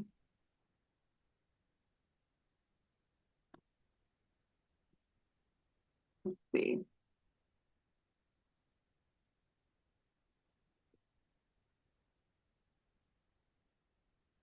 Sorry, I'm making sure I'm in the right place. I don't think my reference is working. All right, I might be in the wrong place. I'm sorry. I'm going to see if I have a better reference there. Commissioner Plant, maybe I'll see if you have any questions for, I mean, roughly, I think the category is overall capital spending or kind of categorization capital spending. No, I don't. I have some questions as it relates to the MPAs and the cost benefit analysis, but nothing on overall. And Commissioner Gilman, just to kind of continue on the meter discussion, it's page 136 of the plan document has more detail on that meter sampling program as far as quantities in meters, that kind of stuff. So just for future reference there. Okay. Yep. I'll take another look at that. Okay. Commissioner Plant, why don't I go to you? Well, first, before we go into CBA, which I imagine will take a decent amount of time, I just wanted to ask a few questions, Mr. Piquet, of 2023 GIP updates or implementation. Just wanted to understand on a few of the projects that are kind of in the implementation phases or should be in the implementation phases from 2023 GIP. If you've kind of hit the intended timelines on implementation of those, just so I can understand it kind of in the context of this GIP, how implementation of any of those 2023 MPA projects are moving along. Gotcha. If your question is about the MPA projects in particular, I'll give a nod here to Patrick Murphy. If you're wondering about other capital projects identified in the 2023 GIP, if you have specific ones in mind, just let us know and we can talk about those too. But I'll hand it over here to No, Patrick. MPA particularly. I know we had some timelines for like several of the projects and just wanted to understand how the company's experience is going thus far on those. Great. Yep, over to Patrick. Sure, happy to update you there, Commissioner Gilman. Regarding the Boulder Pearl Street, we've concluded the RFP. We've begun doing surveys of customers, and following the surveys of those customers, we'll begin scheduling audits. Regarding the F13 project, Aurora F13 project, that RFP is still underway, but we currently are expecting to begin surveying of customers Q4 of this year. And I think my notes reflect the prior expectation was the RFP on the F13 project in Q2 of this year. So is that behind schedule, and kind of has the company experienced issues, or just curious? Yeah, it's just taken longer than expected, but we do expect it to be wrapping up here soon. Okay. All right. Let's see, Commissioner Plant, I think I can have you go to CBA questions, and I'll follow that with CBA questions I have as well. Are they kind of general or on specific project sheets? Mine are more general. Okay. Around methodology. And, really one of the fundamental questions I have is around the electricity capacity requirements that are included in the EMTRC, or I keep on adding letters. And whether or not those electric capacity costs are impacted by the most recent DSP and VPP proceeding that we've just finished hearings for, but we haven't finished yet. Yeah, good question. So I might provide just a little bit of history because I think it's helpful for this conversation, if that's okay. So in 2023, when the company proposed its first CBA, we were looking at these capacity costs a little bit differently. So we were using the marginal cost for generation and transmission capacity, and then we were actually doing a detailed analysis of the electric distribution system in the area to identify project costs that could be associated with the implementation of that NPA portfolio.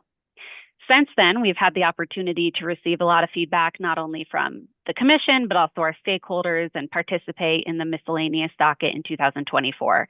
And as such, based on feedback from other folks, we've changed our methodology, specifically in regards to electric distribution capacity, where we are no longer looking at project costs, but instead marginal distribution capacity costs.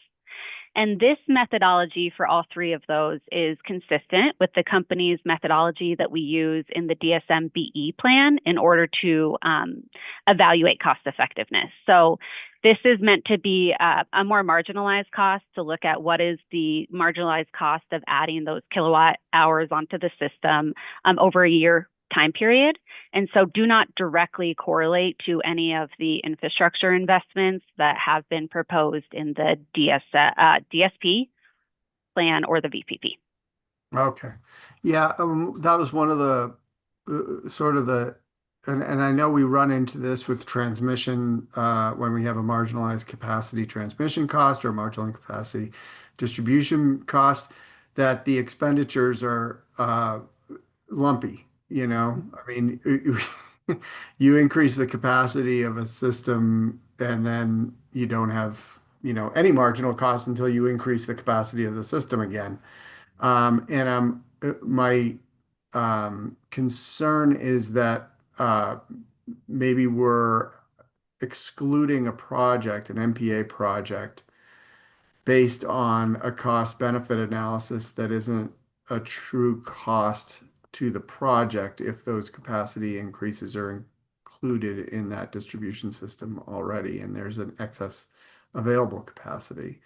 But we're not doing the project because of a sort of a modeled marginal cost. Yeah, I think I hear your concern, certainly. And it's something that I'll share maybe two things. First, I think when we shifted over to the marginal capacity cost, one of the things that we found is that cost is typically significantly lower than if we actually put in the project cost. So I think that it was a more fair way to look at these NPA projects. So I think that was a general improvement.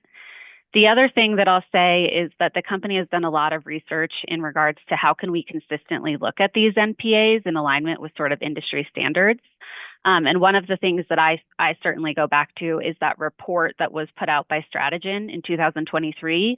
I think it's called Non-Pipeline Alternatives, Natural Gas Utility Infrastructure. And what we found from that report is that it's pretty consistent in industry to include the capacity costs associated with any marginal infrastructure upgrades in order to really be able to holistically evaluate what the total resource costs are of these NPAs. So I think the company still believes that it is appropriate to look at these costs, but marginal is certainly the way to do it, as it doesn't attribute an entire project to one NPA portfolio. And is it a screen or is it sort of a determinative CBA? The CBA is a screen. However, if it doesn't pass the CBA tool, we typically do not go to the next step to recommend implementation of the NPA, nor to determine what the actual electric system infrastructure impacts may be. So if the CBA concludes that the NPA portfolio is not cost effective as compared to the traditional gas infrastructure project, that sort of concludes our evaluation of that NPA. And certainly for this gas infrastructure plan, we determined that none of them were cost effective. And I think that demonstrates that for these smaller projects where the capacity expansion project is relatively small, that may not be the best avenue to pursue NPAs. And we need to continue to look out for other opportunities where NPAs are cost effective and may make more sense for our total system. And is there any consideration of the flexibility or controllability of the MPA asset that's being added in terms of relieving some of the capacity costs that are being attributed to that project? Are you talking about the gas capacity costs or the electric capacity costs? Help me understand. The electric capacity costs. At this point, the CBA does not include diversification of that peak electric load. We would consider that if it did indicate that it was cost effective, we'd move on to the next step where we engage with our electric distribution system partners to see how we can minimize costs on our electric system accordingly. But wouldn't that minimization of costs make it more cost effective? So, I mean, if you do that after a determination of cost effectiveness, you're not really accurately measuring the cost effectiveness, right? I think that's true, potentially, right? That it could lower the actual system impact on the infrastructure side for electric. However, the CBA is not meant to be, incredibly prescriptive. It's meant to be more of an overarching, what does the total resource cost look like? And if you look at the NPA analysis results, you'll see that for most of these projects, it's not close. So even some shaving of what could we do to reduce the peak on the electric side, I would hypothesize that it wouldn't indicate that the NPA portfolios are cost effective as compared to the proposed gas infrastructure project.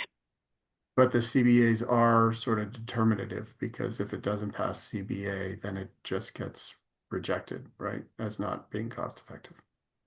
If it was super close, I think there would be an opportunity for us to investigate what can we do to make these NPA portfolios more cost effective.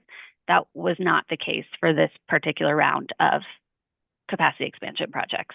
So the capacity, when you're putting a marginal capacity value on these MPAs, you measure that capacity equally if it's happening at peak or if it's happening, say, in the middle of the night.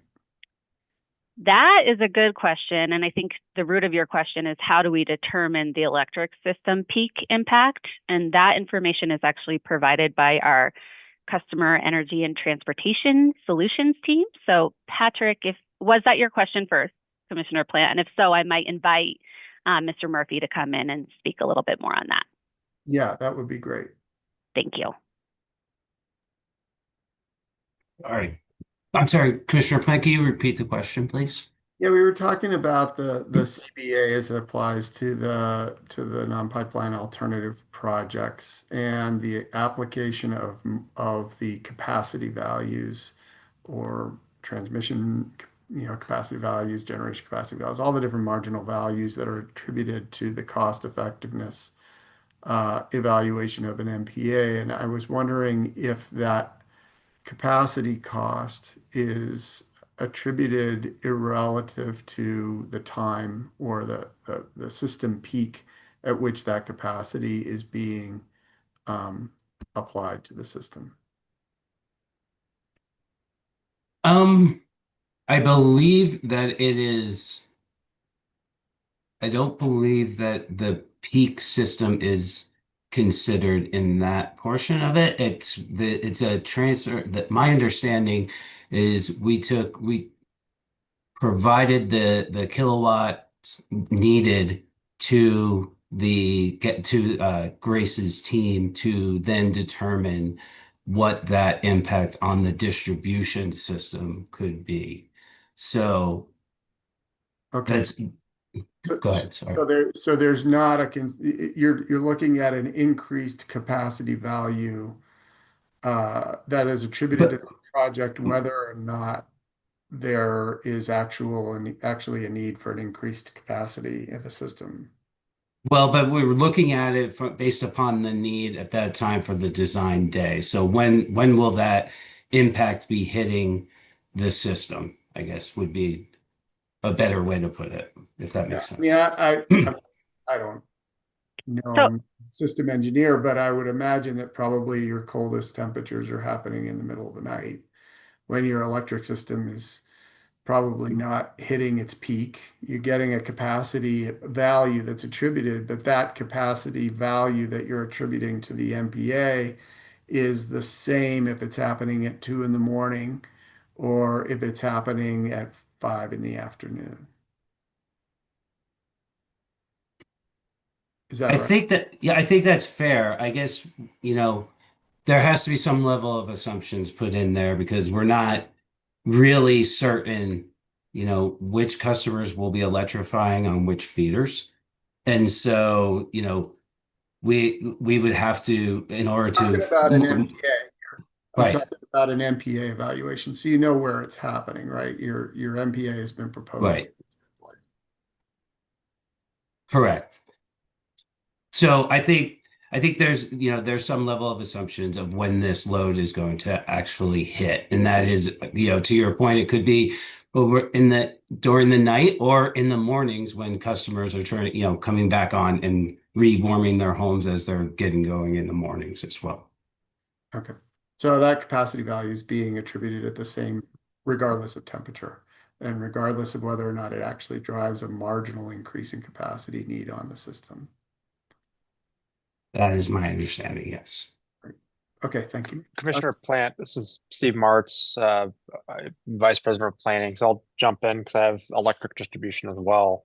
I think we're kind of conflating two topic areas, how we think about capacity evaluation as it relates to CBA, and I think you're actually kind of asking more esoteric modeling questions. So on the distribution modeling side, what occurs is I think we've talked with this commission before, and this is all throughout our DSP testimony. We use a product called LoadSeer, which allows us to decompose various feeder load profiles as a function of time, day, and peak loading, as well as different customer segments.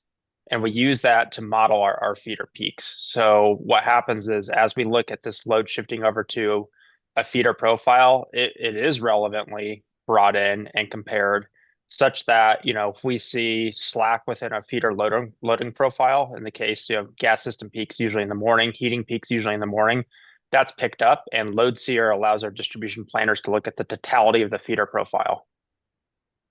But you're not using that 8760 LoadSeer evaluation when evaluating an MPA.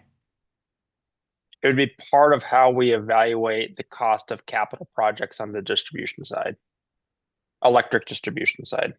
So you are applying a capacity cost that's associated with the time in which that capacity is being experienced on the system? Yes, when we determine our distribution system capacity upgrade projects, it includes the totality of what happens with that feeder. And I think it's also relevant to say too, there's a very large premise in this line of questioning, which is it assumes that there's existing feeder capacity and substation capacity there and available. Many times, you're looking at MPAs in areas where it's the frontier of the system. And so this is not really applicable to the idea of a brand new feeder. That'd be a brand new feeder load profile we'd have to create for marginal load. So to the degree this applies to existing system infrastructure, yes. So when you're applying, for example, a capacity cost on the MPA, and that capacity cost is X dollars per kilowatt per hour or per kilowatt day, I think is what you use, or kilowatt year. I can't remember what it is. Anyway, there's some sort of a capacity cost that's being attributed to that MPA on the electric system.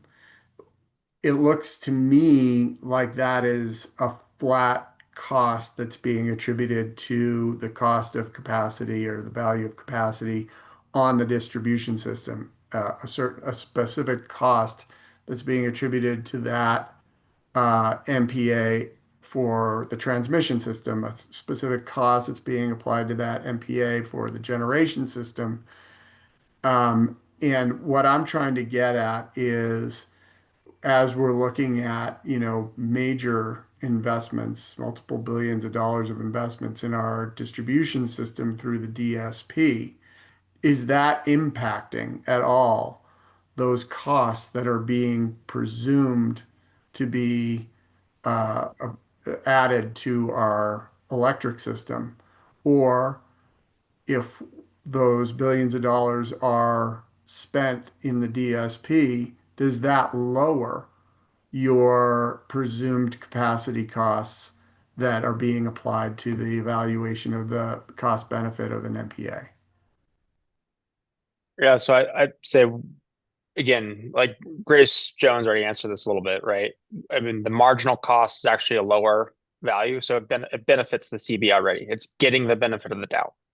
When you go into further analysis on it, what we generally see is that specific capacity costs generally increase that. That's that stair-stepping effect of capacity that you already talked about within the marginal utility function. So it's already getting the benefit. So I don't think that if you just wholesale said everything in the DSP and the GMAC just is built, overall marginal cost goes down. I think that's inaccurate.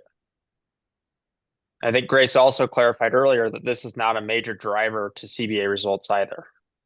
So Well, it's twofold, right? It's already getting the benefit of the doubt, right? It's getting a lower marginal cost, and this is not a major driver within the CBA. the electric system costs are a major driver on the cost side for the MPAs. Would you agree with that? I don't think it's black or white. I think if it were close, we could say it's a major driver, but given the disparity that we're seeing in the results, I would not characterize it as a significant driver. Well, as I was looking at the MPAs, it seemed like the majority of the costs were in electric system capacity upgrades or capacity costs. Am I correct in that? I agree. And Ms. Jones can jump in if she wants to add more detail. So I guess I'm not understanding. You're saying that the electric capacity costs are not a major part of the determination of an MPA, but at the same time, you're agreeing that the electric capacity costs are the biggest part of a cost component of a cost benefit analysis within the MPA. Yeah, so maybe Ms. Jones can jump in with a bit of the detail of how that evaluation worked. Yeah, thanks, Mr. Martz, for stepping in there and talking a little bit about the interaction with the DSP. I would agree with you, Commissioner Plant, that for the 3 NPAs in which we evaluated, the marginal cost of any electric capacity was a major driver in why the net present value was no longer considered to be cost effective. I also would agree, though, with Mr. Martz that giving these NPAs sort of the benefit of the doubt of only using the marginal cost is still the appropriate way to look at what the total resource cost is on our system. So I would advocate that we continue to do so. Further, I would just say that in the instance that it was close and the net present value of these CBAs were, further aligned, that's a really good opportunity for us to dig deeper into whether or not our assumptions regarding the electric peak impact could be modified based on what we know about the geographic area of those systems. But that's just not the case for these gas projects. And I think part of the driver is it's a pretty large load to electrify for a pretty small cost in gas infrastructure. And that's just sort of the disparity between electrifying customers in some cases is going to be much less cost effective than putting in a $1.5 million piece of pipe, which these projects were below the $3 million threshold. We elected to evaluate them to kind of understand whether or not they'd be good use cases. And I think it just shows and proves the value that in some situations, gas is going to be the most cost effective way to mitigate these risks. Yeah. Commissioner Plant, can I just add a question here? Yeah. The GIP docket, which was 24M-0261G, and recommended decision R 250083. I'll just say GIP docket decision, if that makes sense. So in the GIP docket decision, I had indicated that for all electric costs in the CBA, from distribution to transmission to generation to the auxiliary costs, that the company should account for diversity of equipment operating at the peak hour, which I think is kind of pretty central to what Commissioner Plant's talking about, including a variation of electric resistance, heat pumps, and load controllability to some degree at the peak hour, and that the NPA electricity use incorporated in this cost should only consider demand in excess of what's already needed for the company's electrification plans. Independent, as Commissioner Plant pointed out, the company's DSP has a significant focus on the need to build out infrastructure as is for expected electrification, even outside of specific NPAs. So I just wanted to understand, with those specifics in that directive already from the GIP docket decision, I'm not necessarily clear from your discussion here. I think the answer to has that been incorporated in your assumptions is no, but correct me if I'm wrong. So what I'm hearing is that load diversification directly was not included when we determined the electric peak impact. I also think that we need to determine whether or not that juice is worth the squeeze. So for a lot of these NPA portfolios, just a straight calculation is showing us that the net present value is not going to determine that these NPA portfolios are cost effective, even if we are able to diversify the load on the electric system peak impact. In regards to the transcription back to whether or not these costs are already covered in the DSP, again, the DSP is still pending. We're not sure what infrastructure is going to get approved, and therefore we need to determine what the outcome of that is before we really understand whether or not for each geographic area we do have electric capacity planned in the future. So again, I don't think it's a straight transcription to how we can include that in the CBA tool. Is it specific to a specific piece of equipment though? Aren't you assuming like specific electrification rates in the DSP by geographic area already, which would be kind of a baseline assumption of adoption? But the CBA is not looking at geographic areas. The CBA is looking at marginal cost, which is in alignment with how we look at cost effectiveness of these types of DSM and BE measures. And so in order to really understand whether or not these costs are going to have incremental investment on the electric side, we do need to do a geographic area, and there may not be a planned project in that area in the DSP already because we're not necessarily recommending the implementation of this NPA portfolio. And so to Steve Martz's point, there could be a large cost associated with upgrading a feeder in that area or some other electric work that is not attributed in the CBA because we are only using the marginal cost. So just to make sure that I understand this correctly, even if we approved $4 billion worth of distribution system improvements in the DSP, that would not impact your cost effectiveness calculation at all within the MPAs. They would still say you have X dollars per kilowatt day or whatever the measure is against your benefits in that system, even if that expenditure were already made through the DSP. Correct, because I think we're talking apples and oranges. The DSP is actual discrete electric infrastructure investment, whereas the CBA is looking at the marginal cost of bringing kilowatts onto the system in order to make sure that we're not over estimating the potential impact. And when you say marginal costs, you're attributing that to a specific time that load is being applied to the system? Yes, so it's the electric peak impact, which is going to correlate to when the gas peak impact might occur, assuming that once we start adding this gas heating load, it could dramatically shift when the peak occurs on those electric feeders.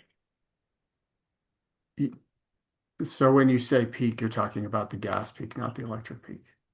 Which is likely going to be the same once we start electrifying heat.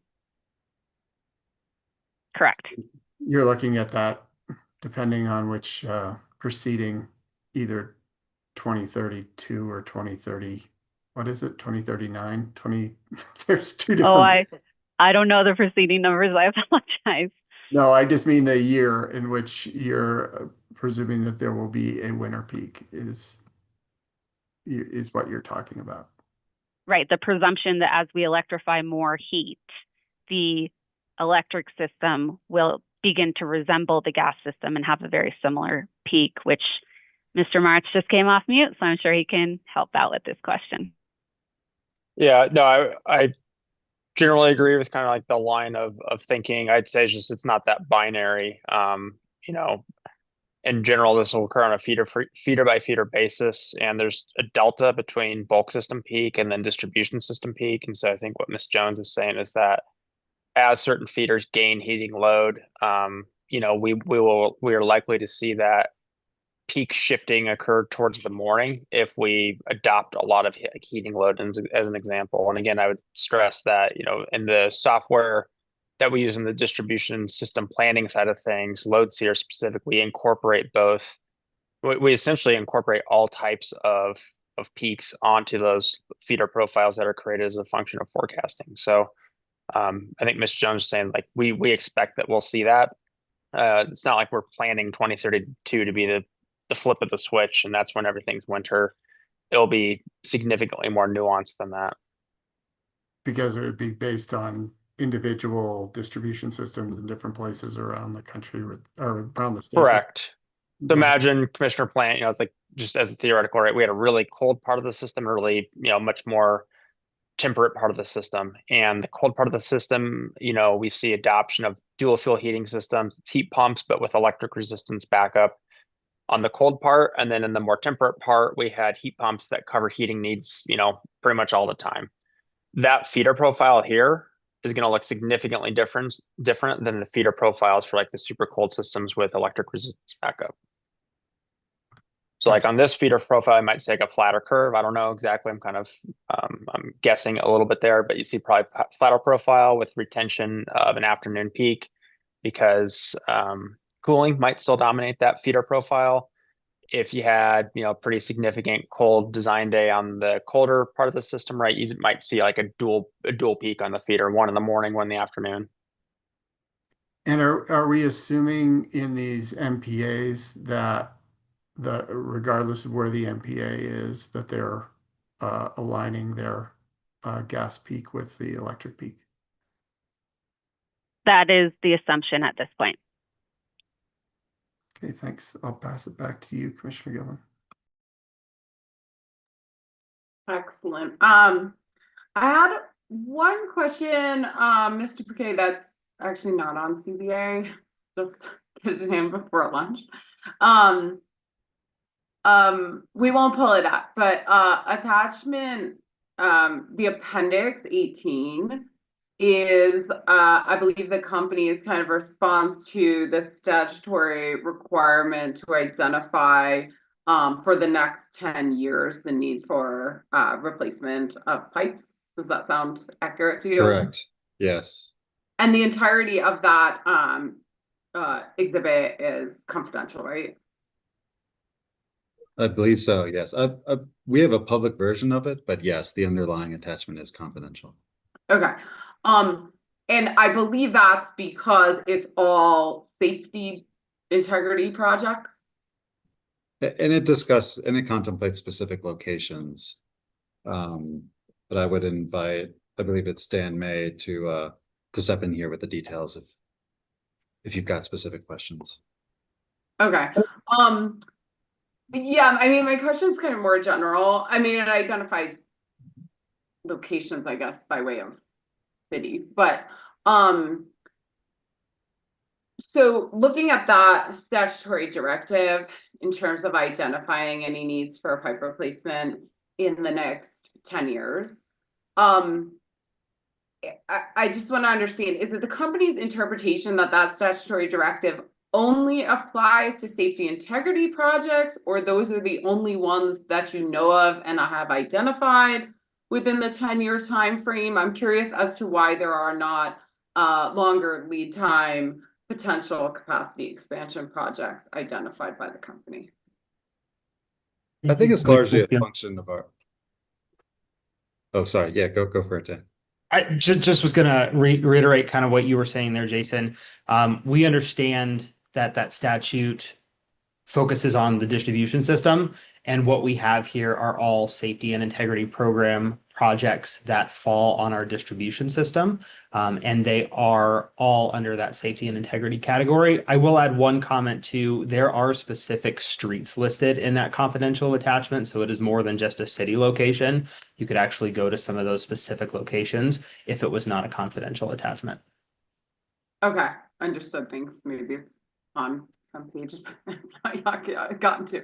Not necessarily a question on the validity of the confidentiality designation for the safety and identifiable information as the location, but more as to why there is not identification of any projects outside of safety integrity in that 10-year time frame. Like, for example, capacity expansion that may be longer lead time, but becoming evident to the company at this point.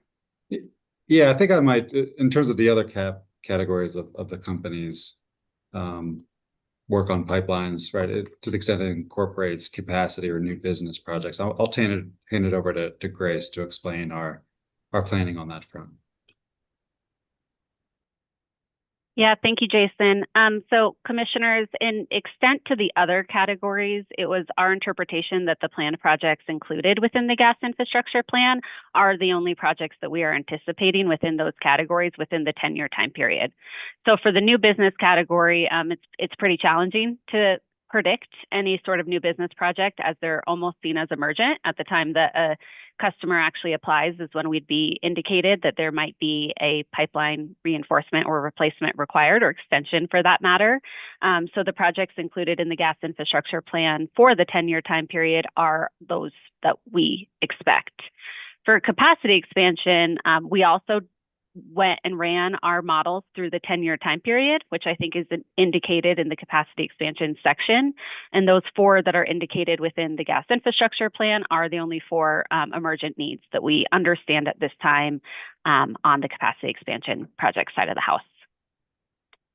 Okay, so let me reiterate to make sure I understand what you're saying. Yes. Over the entirety of the 10-year time frame referenced in statute, the company has not identified the need under each of the forecasting scenarios that you ran for this GIP. You have not forecasted a need for any additional capacity expansion projects outside of those identified in this GIP, which are 4 projects. Correct. And that's not to say that emergent projects won't arise as we see, each annual planning period go through the process. But at this point in time, it's only those 4 capacity expansion projects within the 10-year time period. Okay, and that's after essentially an evaluation of the entirety of the system under each of those potential forecast scenarios. Correct. And that's the value of the high forecast, not to go back to forecasting, but that's the value of the high forecast, at least in my opinion, from a planner, is that we ran all of our hydraulic models using that high forecast to indicate whether or not there was any potential mitigations that we'd need to have capacity expansion plan projects for. Other than those 4 in the plan, there was none indicated. Okay. And is this discussion bounded by the $3 million project limit, or you have not identified any in the 10-year time frame of any dollar value outside of the 4 that were identified?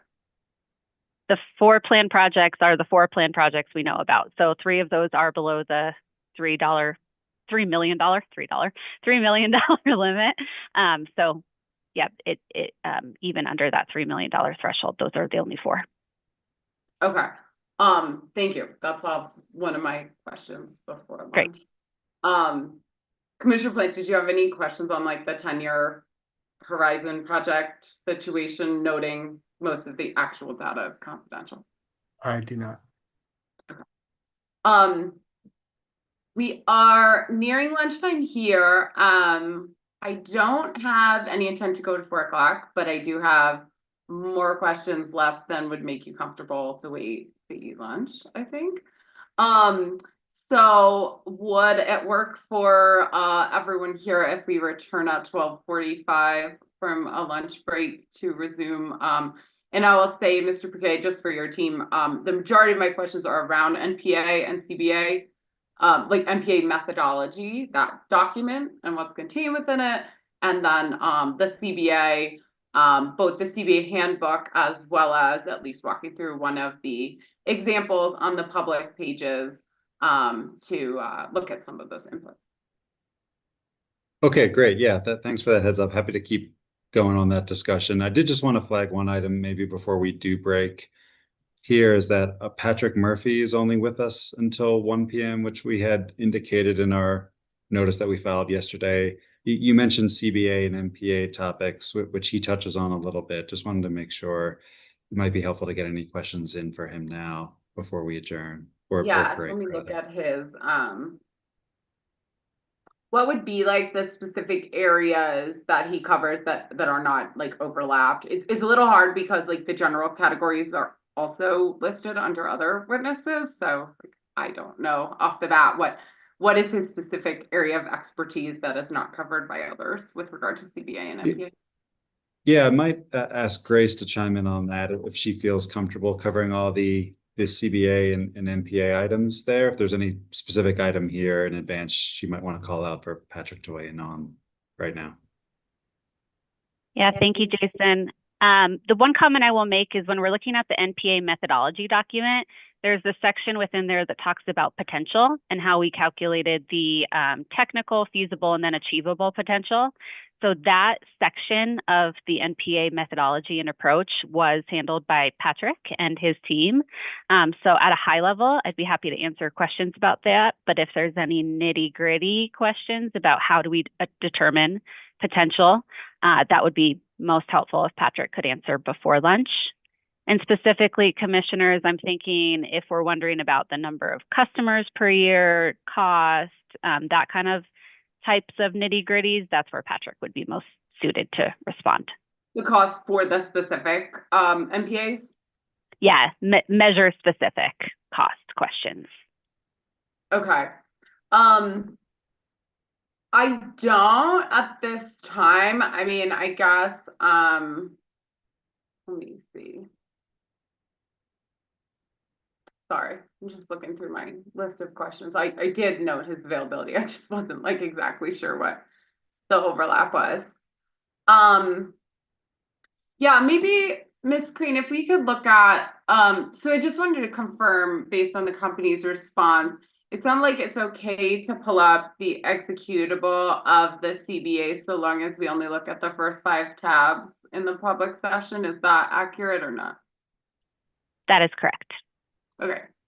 So Ms. Crean, let me get us an exhibit number. Sorry to keep everyone hungry, but so it's gonna happen. Okay, hearing exhibit 101, there's a confidential executable attachment, 4.1. I mean, I have similar questions on several of them, so I think we can open 4.1C. I will just note, Ms. Crean, we're gonna keep to the first 5 tabs of it, which are the public tabs of it. We'll see if we can get that pulled up. It's rather large, so it might take just a minute. One of the company's base assumptions, Mr. Murphy, is that the measure cost paid by the company would cover 100% of the measure for all of the MPAs. Is that right? That's correct, yes.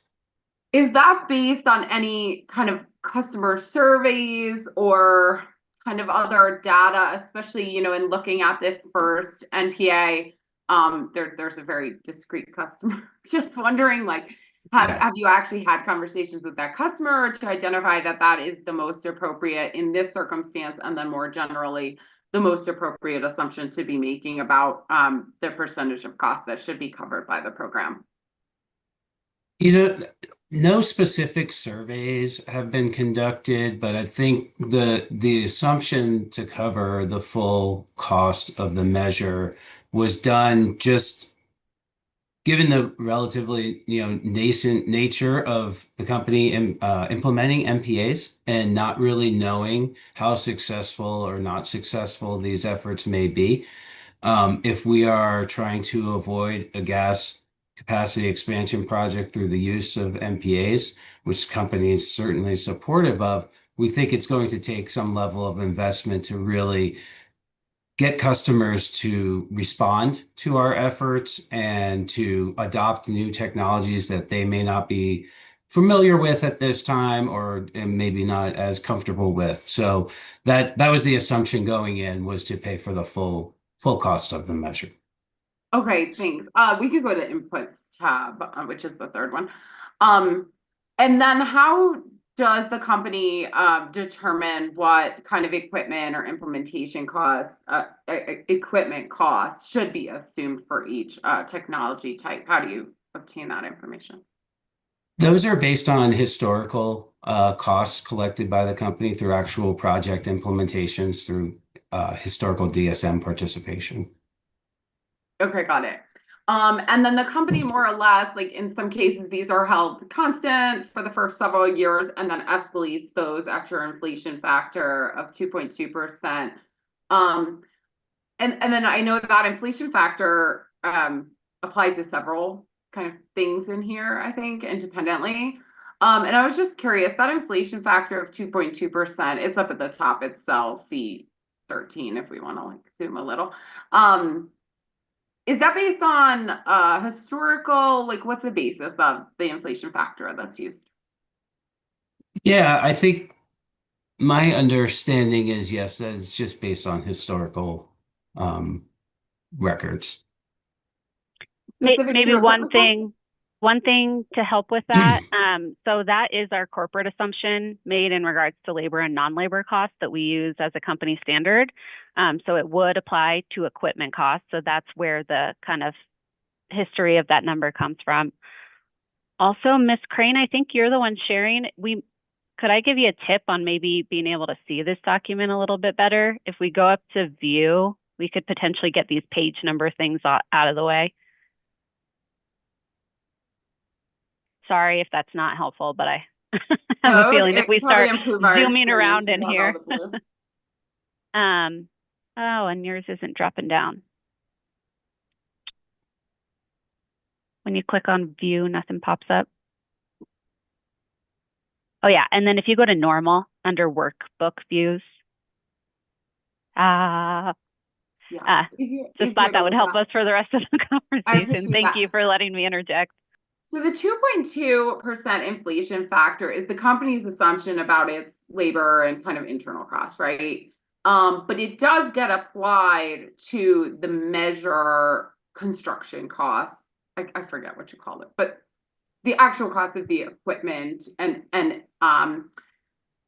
now, has the company done any additional research, especially to the extent that some of these are certainly more emerging technology and equipment types, to understand if the cost curve of air source heat pumps and the different technologies intended to be deployed here are expected to follow that inflation rate or have some other technology cost curve? I think for this process, the assumption was to maintain that 2.2%, given that these are emerging technologies and the uncertainty around what we may see future costs to be. This is, to Grace's point, historical costs based upon what the company uses, and so we thought it was appropriate to apply that going forward. Okay, but you're not saying that this 2.2% is at all based on the types of technologies that you're modeling, nor the trend in equipment costs specifically. Right, it's based upon that historical data. Okay. And then, Mr. Murphy, are you the best for understanding the inputs in this model? Like, I would say it's, go ahead, Grace. Probably sorry. 50-50. I was just gonna say it's right. probably a mix of myself and now Ms. I'm under Jones. pressure and people are gonna get hungry. Okay. I would say if you go down to like NPA portfolio assumptions, if you scroll just a little bit, lines 8, so these lines starting at 50, it's a little small on my screen, apologies. Yeah. 50 down to like 70, keep That's going. awesome. Yeah. Okay. So 50 to like 79, I would love Patrick to help support on, and then everything else I can certainly take. Okay, we'll come back for a few that are outside of that bubble. How did you determine the peak demand reduction for each measure type per unit in MSCFH? Those were based upon approved measure the effectiveness of measures approved through our DSM plan. So I believe they came out of technical resource manual.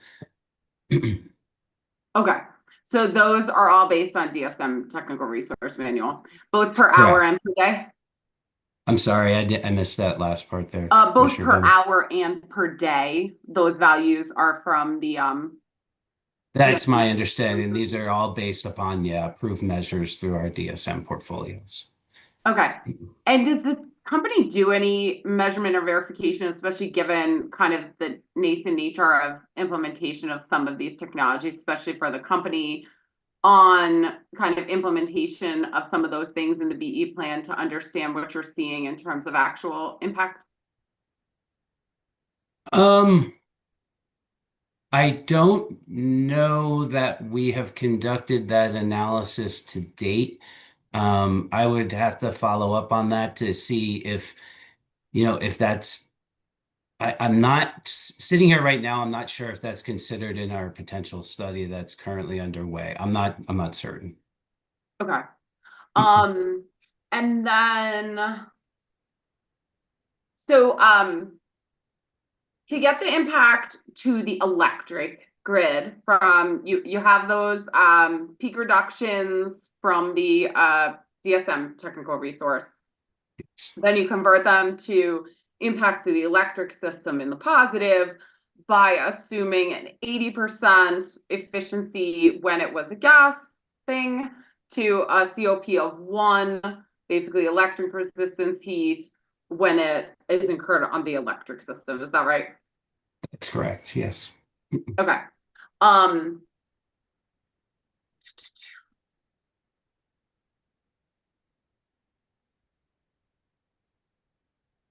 Sorry, I'm trying to understand what my next question says.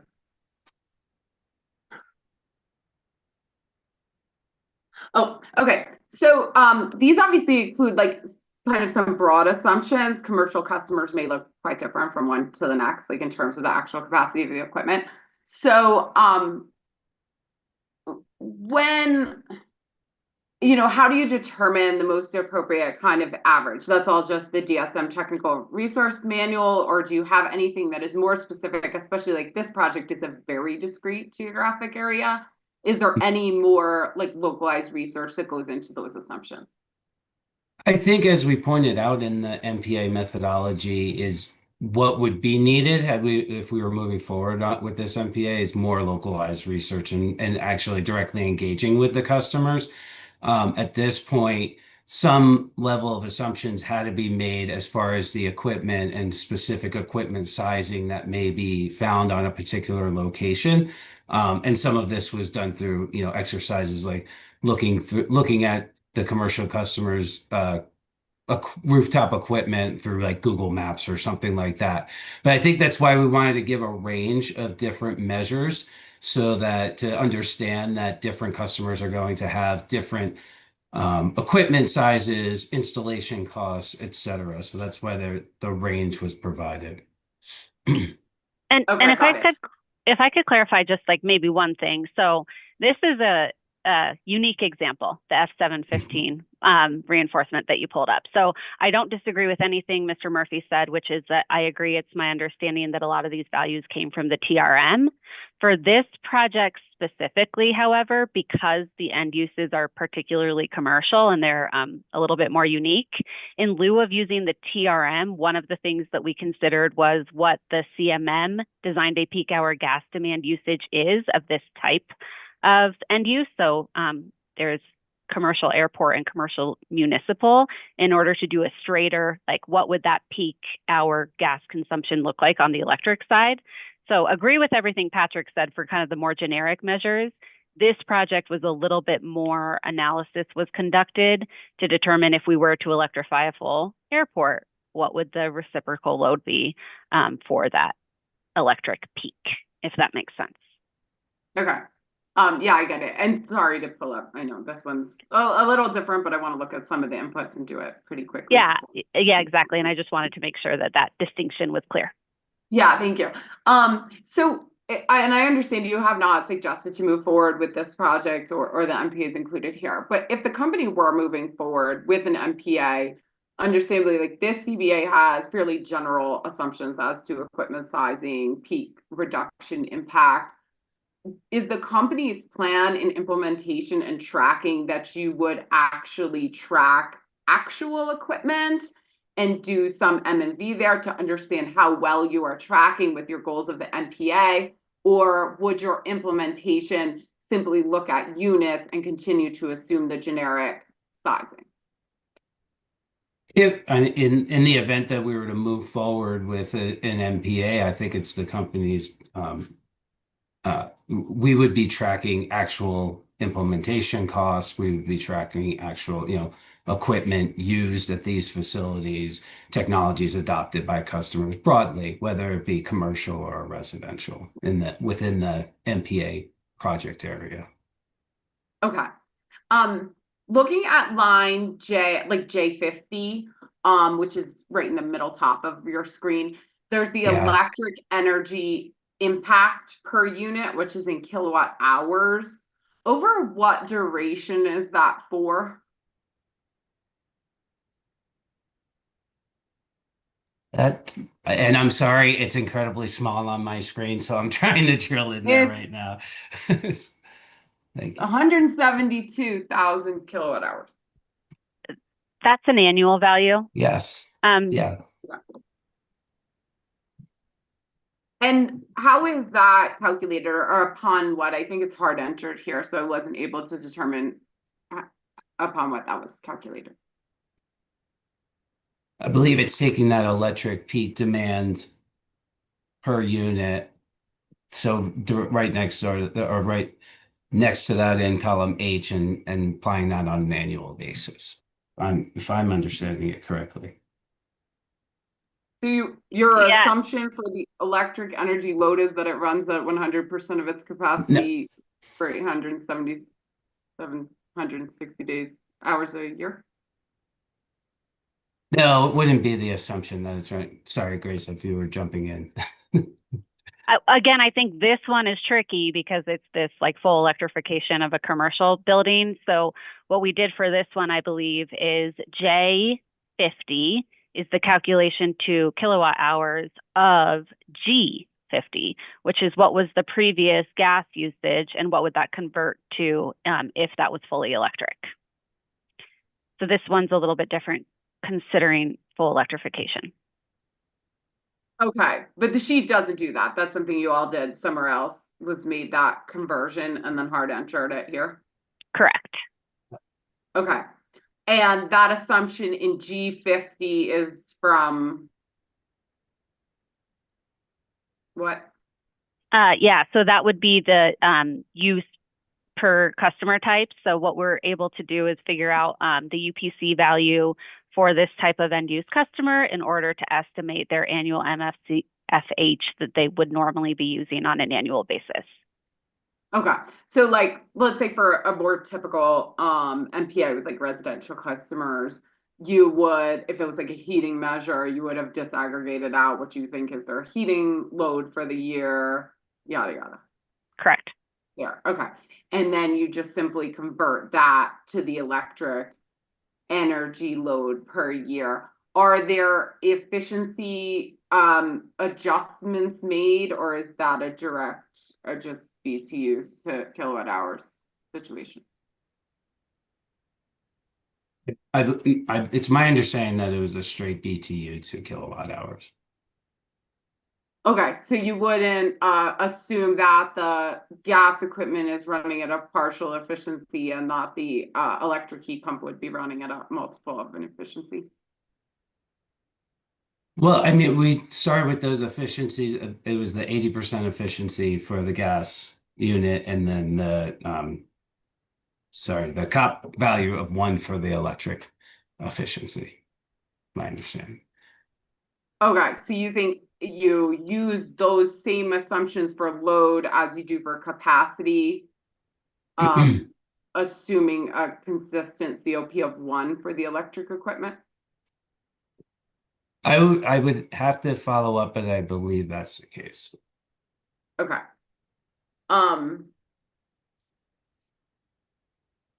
Okay, let me see. And then this value is used, like the electric load, I think, just multiplies out by the electric commodity cost and ancillary service cost. I think are the only one of those costs that are kilowatt hour rather than kilowatt based. Does that sound accurate for how this value then gets used in the CBA? That sounds accurate. I would have to triple check that there isn't any more that we weren't thinking of, but your recollection seems correct. Okay, that seems like I was just trying to figure out where to come from and wasn't useful. Okay. And then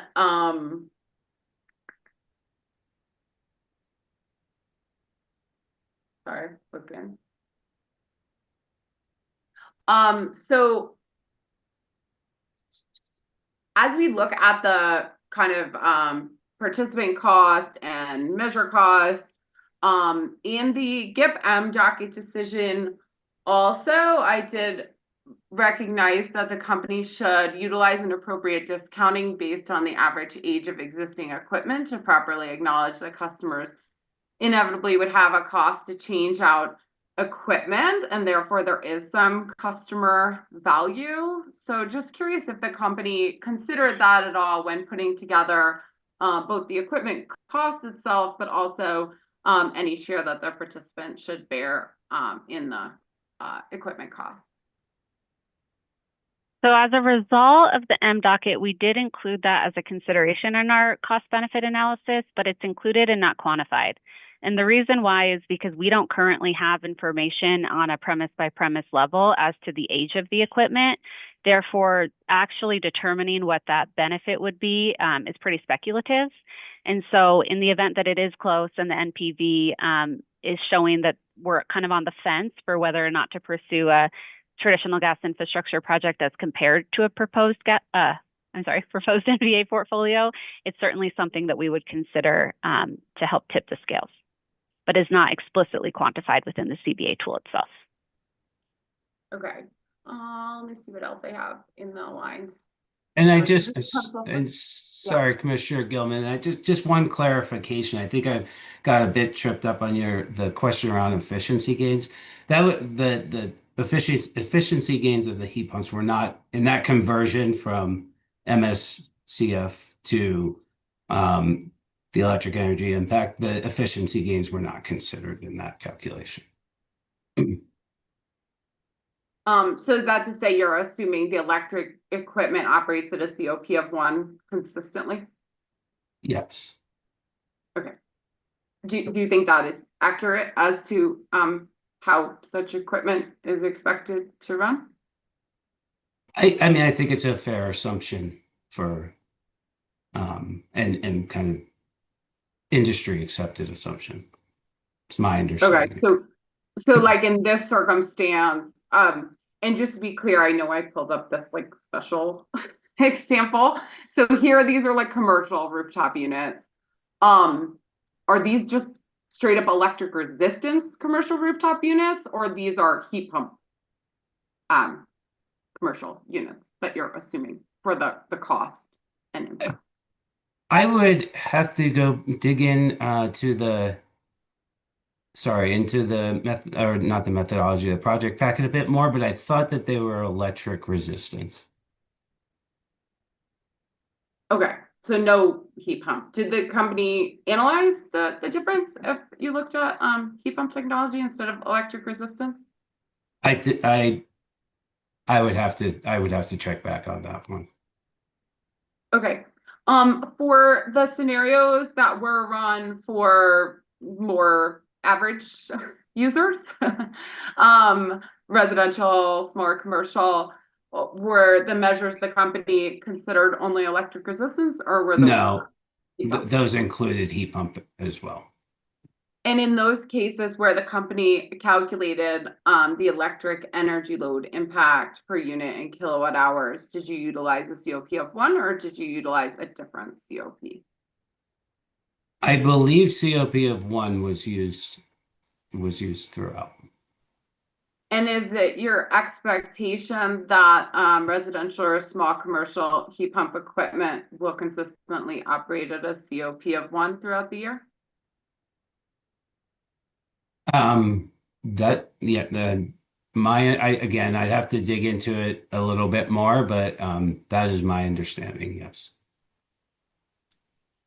that was the assumption that was made further. Do you know upon what data the company based the assumption that heat pumps will only operate at a COP of 1 throughout the year? I'm not sure about on what the exact data source was for that, but I can certainly check. Okay. Are you familiar when we move to other measure types other than space heating heat pumps, like water heaters, heat pump water heaters, etc.? Are those equipment also assumed to operate only at a COP of 1 throughout the entirety of their operation for the year? I would have to check on that, Commissioner Gilman. I'm not sure about the breaking it down specifically to all the individual technologies. Okay.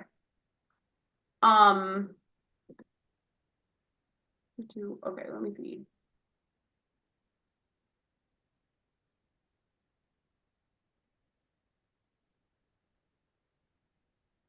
Ms. Jones, once I get past like line 84, that's you again?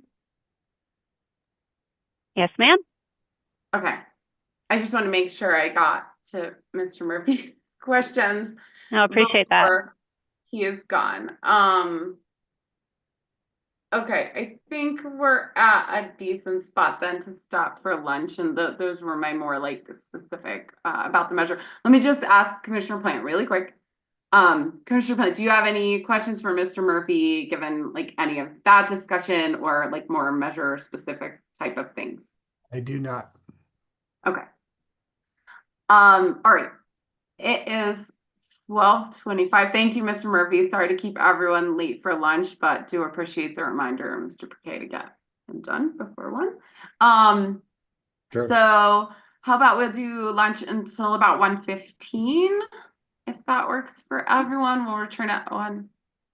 Yeah, that sounds great. I just wanted to follow up on 2 items that we said we'd run down answers to, and we have answers to them. This will just take 10 seconds. Yeah. One was the heating degree day temperature cutoff. I think we confirmed that it's 65 degrees. Is that right, Grace?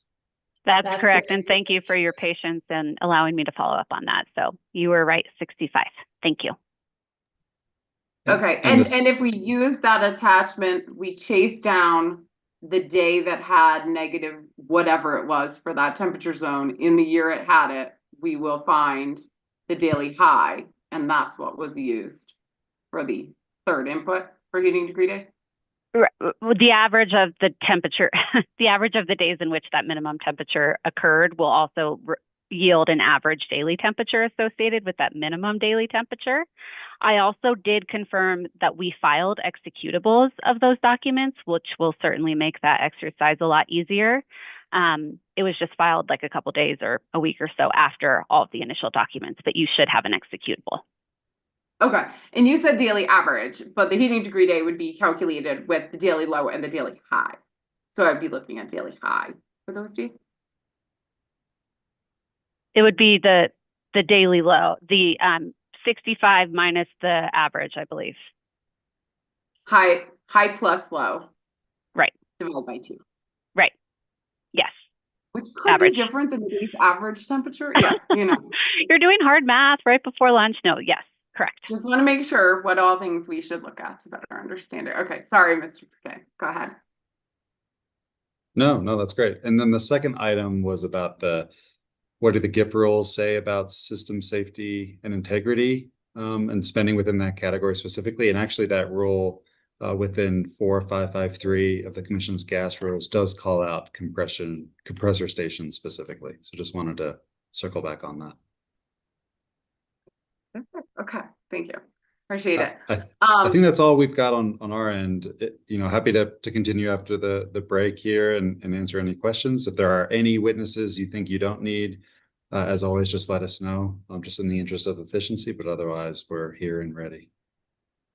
It's going to be MPA methodology exhibit, CBA handbook exhibit, and a few more questions that my understanding is Ms. Jones can handle with regard to the CBAX people.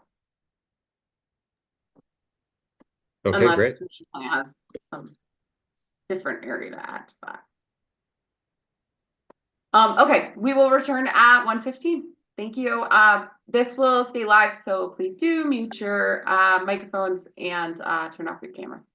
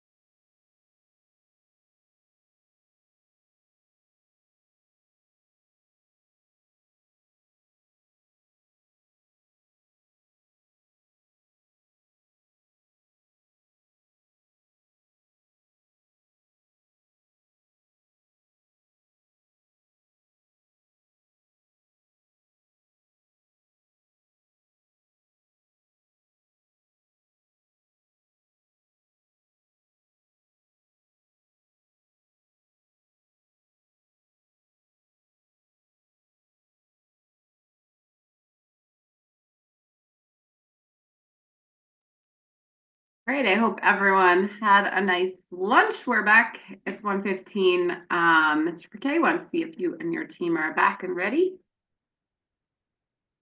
Yes, we are here and ready, Commissioner.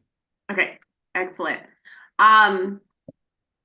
Commissioner Plant, anything to start off, or should I just continue for a little bit? Dive on in. Okay. Water's fine. So I wanted to just continue on that attachment 4.1C, which was the first cost benefit analysis in the record, really just looking at it as a demonstration. Probably Ms. Jones, but I'm just guessing. So Ms. Crane, if we could pull up again, it was here, exhibit 101. Yeah, you got it. Perfect. And so, are you all ready on your side, Mr. Piquet? Okay. Oh, sorry for that. Yes, we're Okay, ready. great. Yeah, sorry. So Ms. Jones, if we could just go up just a few notches, Ms. Crane, looking at line 44, it has the net revenue impact for electric there. Sorry, I'm just gonna pull it up on my screen too, if I can see it all.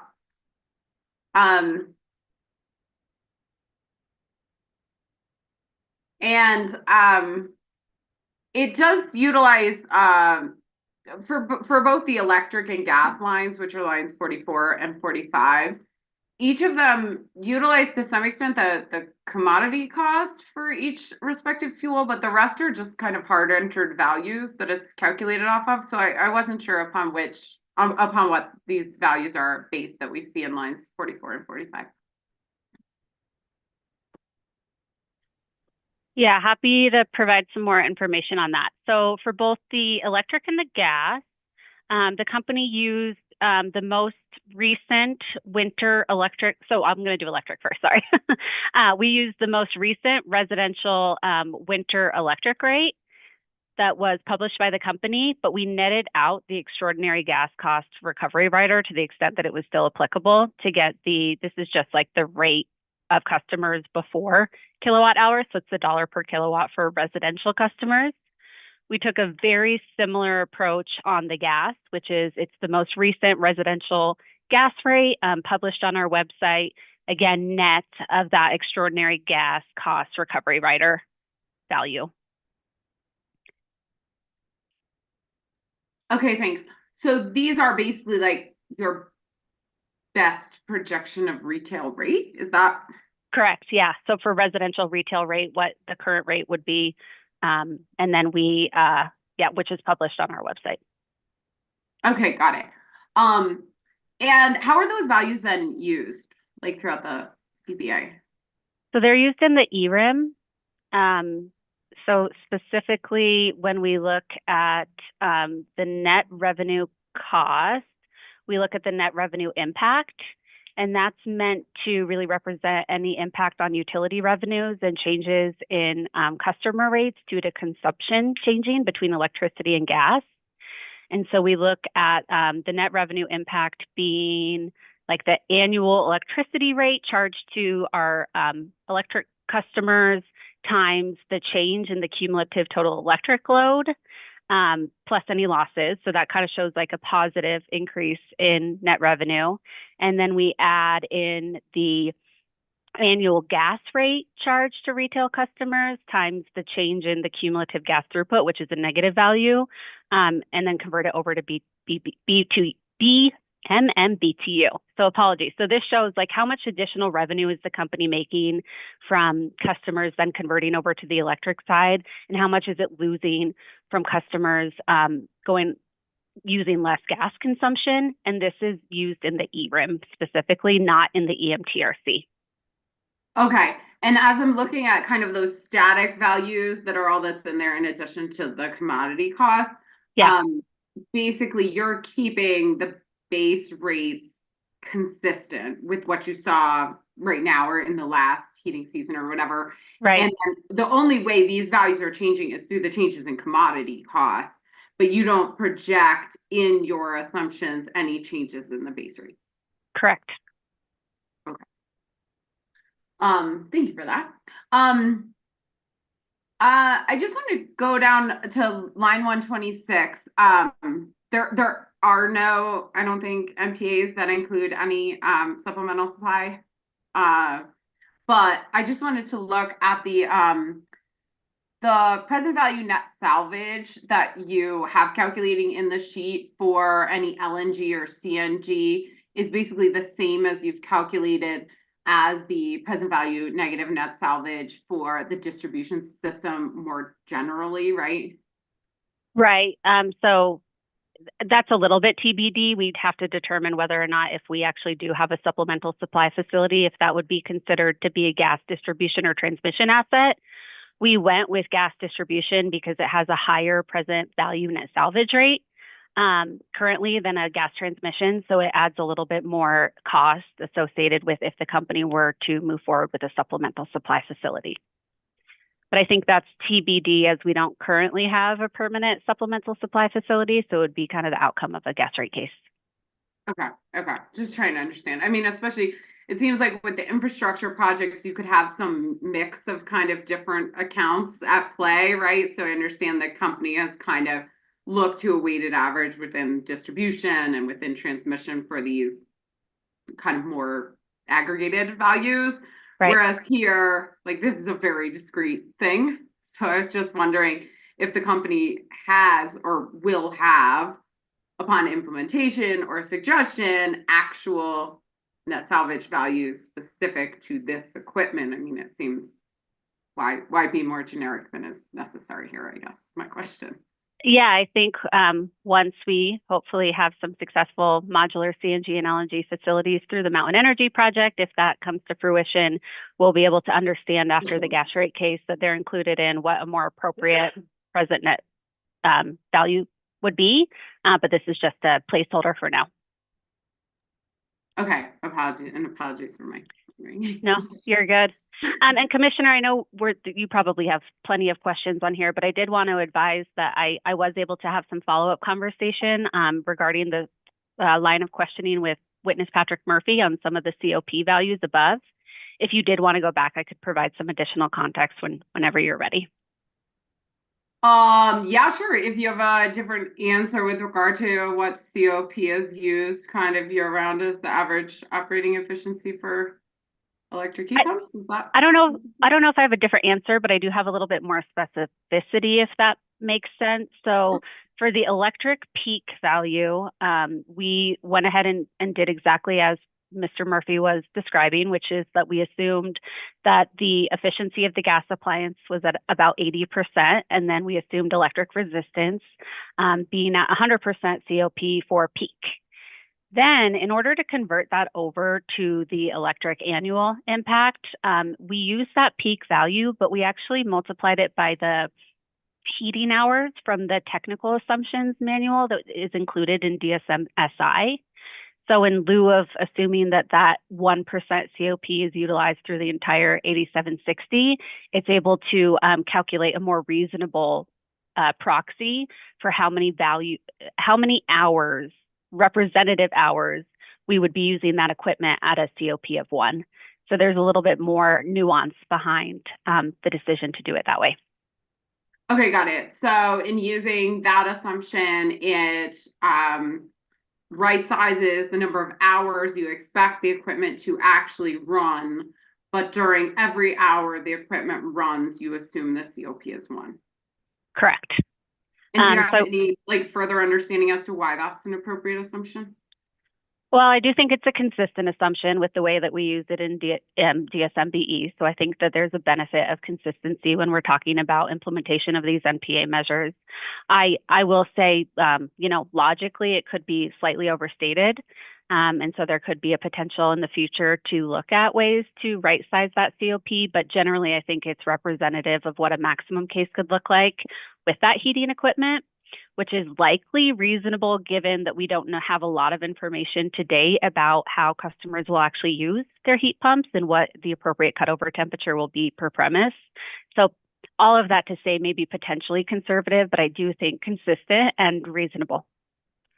But I guess your assumption would be for electric resistance heat, not for a heat pump. actually at all.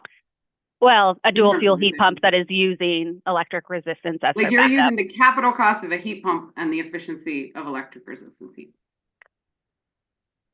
I'm using the equipment cost for a heat pump and the COP because in this NPA, we would be requiring people to get rid of their gas backup in order to have that meaningful impact on the design day peak hour gas demand. Okay, but your assumption is the backup runs anytime the heating runs. It's all electric resistance. Yes. Okay. For those heating hours, correct. For any heating hour. Okay. Mhm. Can we go to the NPA annual summary? I believe that's the last public tab here. Stop me real quick if I'm wrong. I just wanted to understand a few of the emissions, some of the information in here. So on this, on line 19, it shows the annual emissions reductions in CO2. And I'm just curious, so it's like small, but we can increase a little bit. This value starts out negative. I'm just curious, like what would lead to emissions reduction value being negative during any part of this?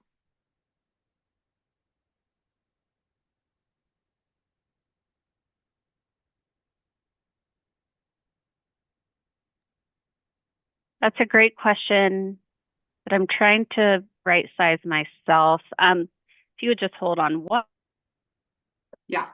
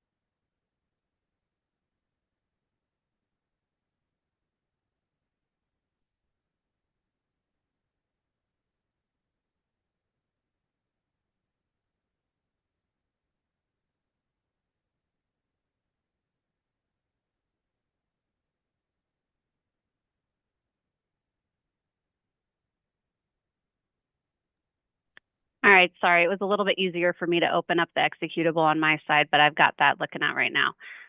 So in regards to the annual incremental emissions, what that is looking at is the cumulative MFCF reduction, and then also the incremental electric load impact. So we are looking at the sum of both. And for that first year, what we're seeing is that the reduction in the MFCFH is smaller than the electric peak impact, but that right sizes after 2026, after we have more implementation of the NPA measures and technologies. So is that more kind of a reflection on our timeline and trajectory on the electric side in terms of like the electric emissions are not low enough yet in 2026 to provide net benefit, or do I have that wrong? No, I think it's more so that the amount of gas that was reduced with one unit is not as impactful compared to the electric system impact until you get more units layered on, is what I'm seeing from my end. I would just think like the ratio would be similar. Similar, yeah. Right, like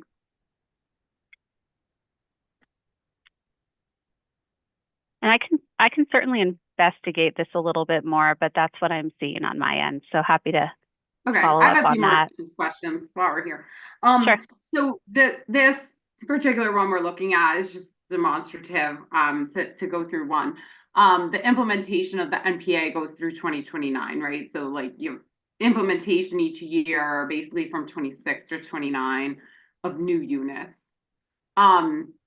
So in like that line 19, which is the annual emissions reductions, I see that number rise from 2026 to 2029, which makes sense. Like we're adding more units. I'm trying to sort out why it goes to 0. I would understand like there's no new reductions because we're not doing new units, but why are the reductions from converting someone in 2028 not durable and continuing to provide annual reductions by not burning the methane? So that's a difference of looking at whether you're looking at annual or cumulative. So on each measure tab, we do have a cumulative amount of emissions reductions. And what that considers is exactly what you're stating, which is each year that number rises, and then we're able to account for those methane or carbon emissions reductions for every year of the measure life of that equipment. So while it might not be, we'd have to scroll down a little bit to see if cumulative is on here, but the cumulative value is ultimately the value, yeah, there it is. The cumulative social CO2 emissions on 32 and 35. So those are ultimately the values that are used to account for the CO2 and methane emissions costs avoided. We do cumulative, as you can see on lines 32 and 35. Okay, so that assumes some durability of you put in this new equipment, so now you're not burning the methane every year thereafter, right? Exactly. So it accounts for the entire, say the equipment has a 20-year measure life for an electric boiler, that it would account for all 20 years. Okay. Yeah, and indeed, when we go out to 2049, those all drop to 0. So Correct. I guess the inherent assumption then is that that equipment would, well, and it tapers before then, right? Like probably based on year of implementation. So the inherent assumption there is that that customer went back to burning gas in the year that that equipment became 20 years old. I don't think so, because we don't add then gas consumption back in on the cumulative gas consumption value. It just says that we're no longer accounting for the avoided cost in the TRC anymore, because we only paid for the 20 years worth of benefit. And so it doesn't have a punitive either, that we are now having to pay for the social cost of gas. Okay. You go all the way out to 49. Okay, understood. Commissioner Plant, you have any questions on this page or emissions, maybe more generally what we can see here while we're here? No, I do not. Thank you. Okay, excellent. I'm done with this one. I wanted to turn us to the NPA methodology for capacity expansion, which is JJP1 Appendix 12. Let me get my version open. So a few questions here, and then I'll have a few questions in the actual CBA handbook as well. So going to page 10 and 11 here. Sorry, waiting for mine to load. So you show the different kind of steps from page, oh, I guess it's 9 to 10. Sorry, sometimes there are revisions and my notes are too old. Okay. So there's some steps here as to your capacity expansion analysis criteria on determining the shortfall, determining the project area, etc. And I'm curious, when you're completing these steps of analysis with the shortfall and the year and the quantity of the shortfall, which forecast are you using? So for purposes of design day planning, the company does use the base forecast. Okay. Thus in this analysis. And then do you ever reevaluate this analysis with other versions of the forecast? We do not reconduct the NPA analysis for other versions of the design day peak hour gas demand forecast. We did do a sensitivity analysis on whether the project would still be required, but do not look at variations in the capacity shortfall. Okay. On page 12, I hope it's still 12, I don't know. It talks about project area. Scroll down a little bit. where there's like a primary area of impact of the project with basically a 1-to-1 ratio for whatever reductions you can get coming off your shortfall calculation. And then there could potentially be like a secondary area, which would just have a fractional contribution. Does that sound right? Correct. Based on the hydraulics of our system, we've recognized that there's a more immediate area which will have a greater impact to the overall capacity shortfall as compared to others. So we wanted a way to make sure that we could accurately represent the impact of customers electrifying in those two different areas. Okay. And I know, like, at least for some of the MPAs, like certainly the one we were just looking for, which really just has like the airport and a few large commercial customers in the primary area, the secondary area is far kind of larger and more diverse. So, but has a very low proportional share to it. Understanding like that may be a larger geographic area. Are you just testing in one location? Like, as I understand, the company kind of uses your hydraulic model to keep injecting some supplemental supply at the kind of like a fake injection point to see how much, right?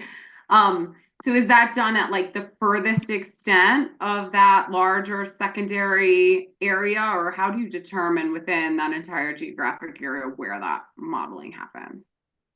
A good question. So we look at the entire area first, I guess we should say. We look at the entire area that is directly impacted or served. So that means, do they have any hydraulic connection? And that typically is an area downstream of a regulator station. So in a lot of cases, you'll have a regulator station where we have sufficient pressure coming in. So any additional pressure upstream of that point is not going to really be helpful because we have sufficient pressure already.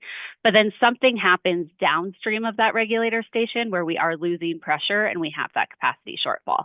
So any customer downstream of that regulator station would be considered a customer that's directly impacted or served. But through various points, we might have additional reg stations that are kind of cutting up the geographics of that area. So we've tried to identify using the hydraulic model. We test it. So we do a couple different traces of looking at the different areas within that larger geographic to figure out how do they impact that capacity shortfall at the end. F715, for example, is a great example of where the impact is really located to that small geographic area. And that's because of the hydraulics of the pipe. They're pretty small. And so we have a really large deficit happen very quickly because just the pipe is the size that it is. So really we need reduction right in that area to have a meaningful impact. Everything else was really because it's upstream of kind of that bottlenecking of piping had a smaller impact. And we're able to use the hydraulic analysis as a way to determine the appropriate ratio. Okay. And do you test kind of multiple locations within that secondary area? We do, depending on the size. So Spear Canal is a great example of where there's actually more than just a primary and a secondary. We also look at like a tertiary type area. And so we use trial and error in the hydraulic model. The results that you're seeing is kind of the best outcome of what we've been able to say. If the trace is that big, generally speaking, the customers in that area have a proportionate ratio. Is it like a average of what you've tried or a minimum proportional ratio contribution for the represented geographic area? What's shown in the plan is the best groupings of customers that we've identified. So if you make the grouping larger, we notice that there's more variation within that grouping, so we might split it into two. What's presented in the plan is the most representative version of customers that behave similarly in relation to that capacity shortfall. Okay. On page 16, probably, you go over the potential supplemental supply, I think just a little lower, maybe. There you go. Supplemental supply looking at compressed natural gas and liquefied natural gas. And here the company states supplemental supply of natural gas comes in one of two states, CNG or LNG. And I was just curious if there are any other technically feasible ways to get a supplemental supply of gas in addition to CNG and LNG? Not of natural gas, to my understanding.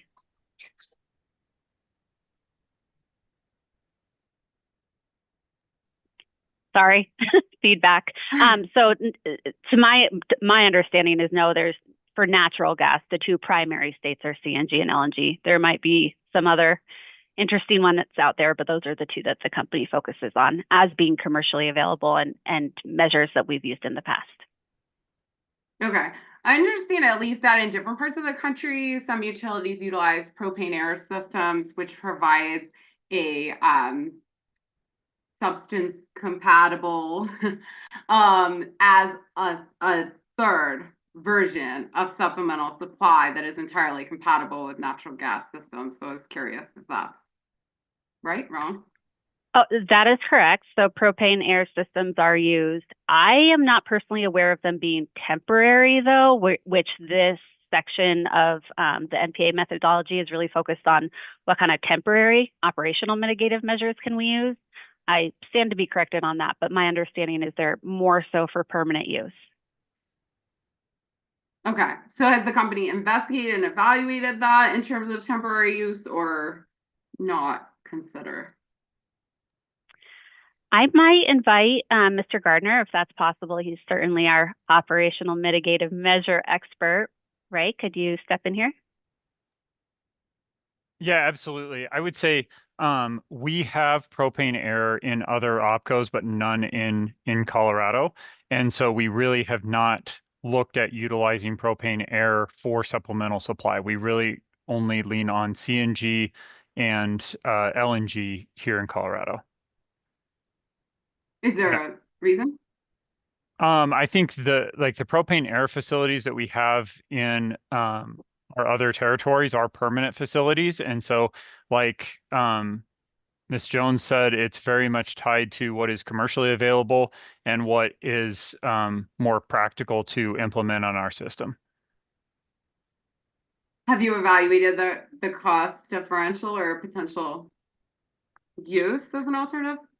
No, we really haven't looked at it from a supplemental supply perspective. Like I said, we do have those permanent facilities in another state, but we haven't really looked at that as an alternative here in Colorado specifically for short-term supplemental. So, and I'm personally not really aware of any of it being utilized for the short term either. Okay. Is that something the company evaluates for long-term needs? Not really. And a lot of the reason why is because when you look at propane air, the gas quality equipment associated with it is a lot more complex, and there are some blending issues with it as far as how much propane you can blend into your system to make sure you're maintaining the right BTUs and things like that. Whereas CNG and LNG is much more straightforward. And so that's where, again, why we really operationally much prefer a CNG or LNG option. Okay. On page 17, again, at least of my version, the company identifies that they assume leasing, you all assume leasing rather than purchasing for like the use of any supplemental supply as a mitigative measure. It says that the company does not own any LNG trailers at this time. I think that's, I don't know, the vintage of when this was written. It's my understanding you do own LNG trailers, so just wanted to confirm what was right. No, that's correct. As of the Mountain Energy project, I think end of 2024, we do own one LNG trailer. One? So that could, or however, one modular setup, I should say, not one trailer. And I think the distinction there is, again, those trailers that we purchased for the Mountain Energy project are intended to be a long-term installation, more permanent installation. when we think about what we've leased historically, those are truly mobile facilities that are on wheels. And so I think that there's just a little nuance there that might be appropriate to consider when we're talking about a truly short-term installation. And this is Laura Roberts. Apologies, I didn't introduce myself again when I started speaking. Thank you. No, I was just I didn't read nuance into the statement. There are no company-owned LNG trailers at this time. I thought that was like a pretty obvious statement. Okay. You also go on to discuss like LNG and CNG. And I just want to reiterate, I understand none is being proposed in this plan for any measures, but to the extent that this is also some litigation involving this methodology as well as the handbook, I just wanted to discuss it. With regard to LNG, state that LNG can accommodate higher hourly flow rates and on-site storage volumes. Therefore, it may be required in lieu of CNG when a capacity shortfall is great. So I just wanted to understand kind of in the context of the proactive planning that we've tried to establish with the gas infrastructure plan regime, where we're planning out at least 6 years, 10 years, if you look at the statutory reference to identify needs. I'm just curious when this would come up in the future that the company suddenly identifies a capacity shortfall so large that LNG would be the only option. Like, do you really envision that being a scenario that we see in the future, especially given the proactive planning regime we've tried to establish here? Yeah, I think it's good to contextualize what this conversation is about in the, kind of reference to NPA implementation. So if we go all the way up to the beginning of this section, which you don't have to scroll to, what we state in here is that it's important for the company to make sure that we identify that we do have a temporary operational mitigation measure in order to feel comfortable pursuing an NPA portfolio where adoption is unknown. And although we might have, high hopes that customers will implement beneficial electrification energy efficiency quickly, in the event that they do not, we need to have a backup plan, for lack of a better term. So this is really just making sure that we are contextualizing the fact that as a company, we need to know what that backup plan is so that we can react very quickly in the event that we do not get the NPA implementation that is required. In order to speculate whether that will happen and it will get to the extreme that LNG is required, I don't know, but I do think it's important to state and make sure that it's aware to everybody that if NPA adoption does not occur and we have taken the approach of NPA implementation in lieu of a proposed gas infrastructure project where we're certain it will work, this is a lever that we may have to pull in order to ensure reliable natural gas service to our customers. Okay, I get that. And to me, that's a little different than it's built into an NPA from the start that we have shortfalls so large that it has to be LNG. Like that feels like a fundamentally different planning position than the NPA didn't pan out as we had hoped versus planning it in from the beginning as part of an NPA. Like, are those different circumstances? I feel like you're talking about the latter where we're trying the NPA and it's just not materializing, versus assuming from the get-go that it is part of an NPA because the shortfall is so large at its discovery. Yeah, and I think to your point, we are moving to a more proactive planning period. And so as you stated earlier, there's no NPAs in this gas infrastructure plan where we are assuming that we'll need LNG up front. So hopefully the ideal position would be that a capacity constraint or supply shortfall doesn't materialize quickly and we wouldn't need to include LNG as part of an NPA portfolio. And we haven't so far. But this is really intended to be more so acknowledging the fact that we need a backup operational measure in order to prudently move forward with an NPA portfolio. Okay, appreciate that. Moving on to the CBA handbook, which is Appendix 15. A few questions here. Well, shoot. Commissioner Plant, anything on the NPA methodology document or what we were just discussing? I do not. Okay, sorry. You can also just make noises and I'll stop, sorry. I was pulling up the next document to be sure I was ready. Were you just trying to kill some time? Okay. Moving on to the CBA handbook, which is this document we're looking at, Appendix 15. So we talked a little bit about how you estimate, like, this includes some of what the basis will be for the electric system costs for distribution, transmission, generation, auxiliary. But just getting back for 1 minute to the discussion on the actual impact, the peak impact. So to my understanding, that's you're doing this conversion, assuming that the gas equipment was 80% efficient, that the electric equipment is a COP of 1 to convert your BTUs or MFBH to kilowatts. But at what capacity do you assume the equipment's operating? So that might get to like your design day methodology. Are you assuming the equipment is continuing to increase in capacity needs all the way down to the design day temperature that the company models for each zone? I think inherently, yes, since we're doing kind of that straight conversion of what the existing design day peak hour gas demand is to what the future electric kilowatt impact would be. We are inherently assuming that that design day temperature still is what it is for that appropriate weather zone. Right, not just that the design day temperature is what it is, but that the piece of mechanical equipment you are replacing continues to increase its capacity needs all the way down to the company's design temperature.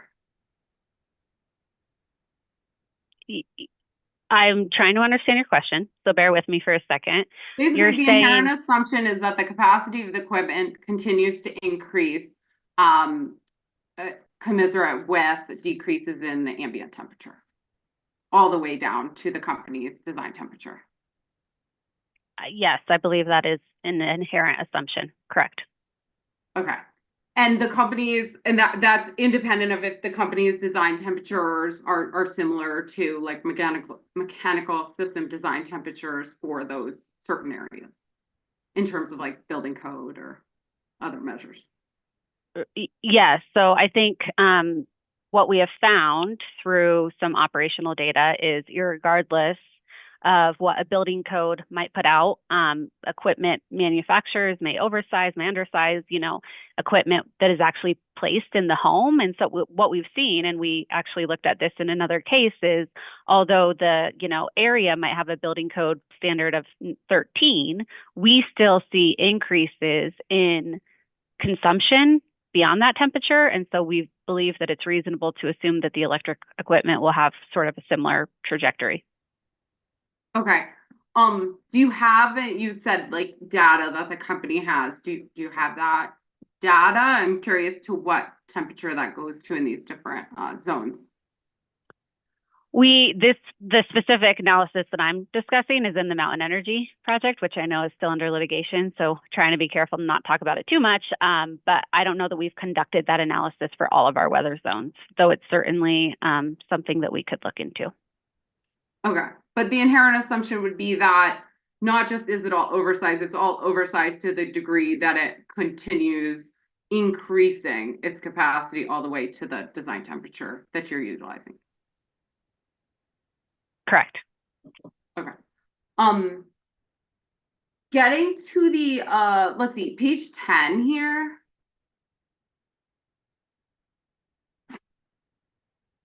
Mine is like slow to load. Toward the bottom of page 10, we've got the distribution capacity cost. For this, the multiplier here that we see on the top of page 11 it's that delta ELP, is the annual change in electric winter peak demand. Do you see that? Correct. And I was just curious, is this cost still applicable if the equipment is in an area of your system that is summer peaking? Yes.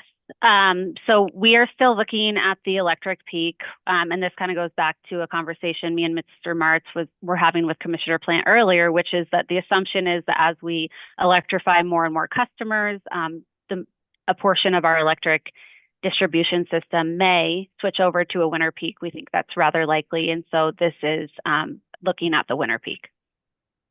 Okay, but this assesses to every addition the change it will have to winter peak, assuming all the distribution equipment impacted becomes winter peaking, basically.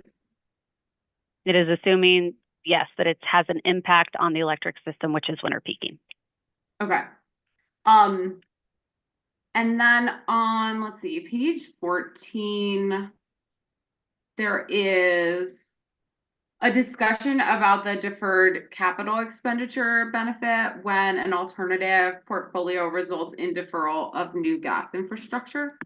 And I was just curious, kind of, how is this used, or how does it factor in, like, economically, if MPA measures defer but don't eventually avoid a project? You know, how does that kind of economically mix into that MPI CBA? Yeah, so this is a cool one. We actually haven't evaluated a project in which this has happened, but we suspect that it will, and that's why we built in the technology in the CBA tool in order to handle it. So the idea here is we're looking at the entire life of an NPA measure. Typically, those are around 20 years.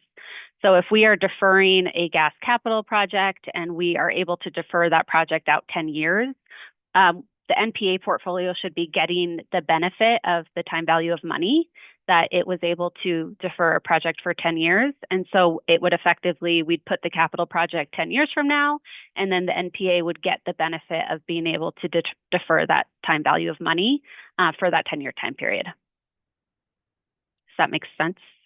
Yeah, so does this kind of expand the window of NPA projects that might be pursued in terms of, even if they don't eventually solve the entire need, the value of that deferral may be worth conducting an NPA even in the interim to just push off the need? Yes. And that's what we were proposing by including this in the CBA tool, is that that is an area that we should continue to investigate, and whether or not that makes NPA portfolios cost effective and ultimately economically feasible. Okay. So it's possible we have an MPA, not in this GIP, but like that we have an MPA in the future that does not satisfy the entire need, but really the purpose of the MPA is to just defer until later for that net present value savings, basically. Exactly. And I envision there a world too where it defers the initial project. We have to do a project 5 years from now, but maybe it's a smaller project.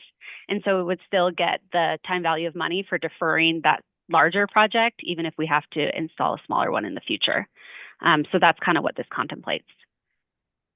Okay. And then another question kind of related to this, given like the pretty vast uncertainty around the forecasting that I think we've recognized in, I don't know how many proceedings at this point, does the company value at all in this kind of deferred capital expenditure benefit or somewhere else, kind of the value of risk reduction in terms of reduced risk of stranded assets through the deferral, so that we get closer to understanding how things are playing out? Perhaps, you know, the growth trend has reversed and we don't end up needing the thing.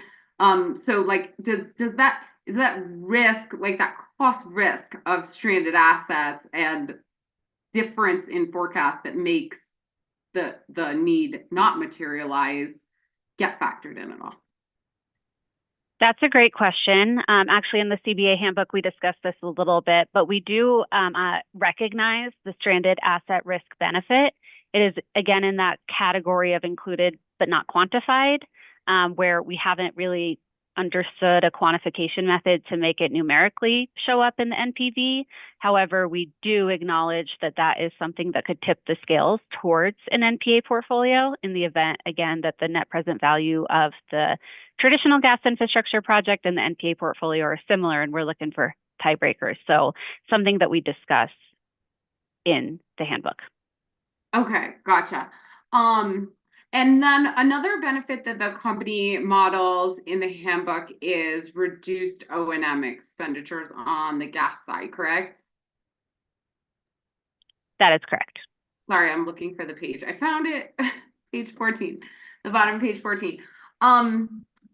It's my understanding the company's inflation assumption of 2.2% annually applies to O&M, like generally. I'm not clear, does it apply to this line item when it's being considered a benefit, the avoided O&M? Does that escalate at the assumed cost of inflation, that benefit? It does not. So the O&M value that we include in the CBA for NPA portfolios is consistent to that which is used in the DSMBE cost effectiveness screening. And I think it's like, we could scroll down, but it's a numerical value per year. It does not include inflation or contemplate inflation in that value. Okay. But the company generally assumes for O&M costs that there is this 2.2% inflation when you're looking at it as a cost in your cost projections. I would want to confirm that with Mr. Gardner. We can go to the last page of this document because it gives annual cost inflation. This is where I got the idea. Right. Yes. So it in the last defines page, it and it specifically says gas O&M costs. Well, there you go. I've already confirmed it with Mr. Gardner. That was why I got the idea, wondering if we're also escalating the avoided cost by 2.2%. Currently, we are not. Did you have anything to add, Mr. Garner? Nope, I think you got it covered. Okay, thank you. So I don't we have an open gas depreciation proceeding 25A 0165G. I don't want to get into any discussion on it, although I will say the company has proposed in that proceeding to increase the net salvage values for the weighted net salvage for transmission plant from negative 47% to negative 47% from negative 29%, a 62% increase, and for weighted distribution plant from negative 72.8% to negative 94.5%, a 30% increase. I just want to confirm that's what's used in this CBA for the net salvage values of avoided gas infrastructure utilizes the existing values, not those that are proposed in the open depreciation proceeding. Is that correct? That is correct. We were able to dig into this a little bit as well, though, and we're able to determine rough math at this point that if we did use those updated depreciation rates as proposed, it would increase the present value for net salvage for distribution and transmission, likely only by a couple percentage. So I don't know how impactful it would be for the tool, but we were able to investigate that a little bit before today's conversation. Okay. Has the company rerun the CBAs utilizing the proposed negative net salvage values? We have not. Okay. I want to look at incremental gas infrastructure. I think it's on page 13 of this CBA handbook.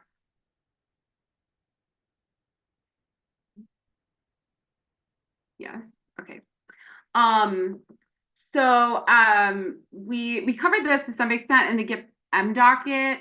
And the idea of this in the recommended decision had indicated the company must include the costs or benefits for an alternative of unrealized upstream costs associated with the addition of more capacity needs on the gas system for all sections of the system for the traditional infrastructure scenario. And that should also include the negative net salvage on those unrealized upstream costs. So really trying to make this symmetrical with the treatment of unrealized upstream electric system capacity impacts. So I just wanted you kind of to talk me through how the company has calculated and included those incremental gas infrastructure costs. I wasn't like entirely clear by the description on the screen. Yeah, we might be mixing apples and oranges. So in regards to the upstream benefit to the gas system, that's included in a different section. And again, at this point, it's included but not quantified. The company is still contemplating how to come up with a quantification of how much impact in regards to cost avoiding these types of gas infrastructure projects are.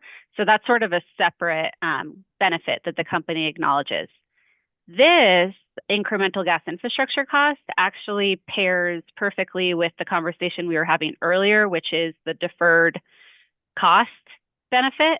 So in the event that we would have the deferral of a gas project, what you would have is in the deferral of the gas project benefit, there would be a benefit to the NPA portfolio. And then in this line, that's where the company would input what the new gas project would be. And so this could be 10 years down the line, a smaller gas project, but that's what this line item right here contemplates. So it's the pairing of the two that helps to put both the costs and benefits within the CBA tool. I see. Okay. So this is future potential project that just took longer to get to. The need identified in the GIP M docket recommended decision is not included here in terms of including those unrealized upstream capacity impacts on the gas system. It is not quantified, correct? Okay. And then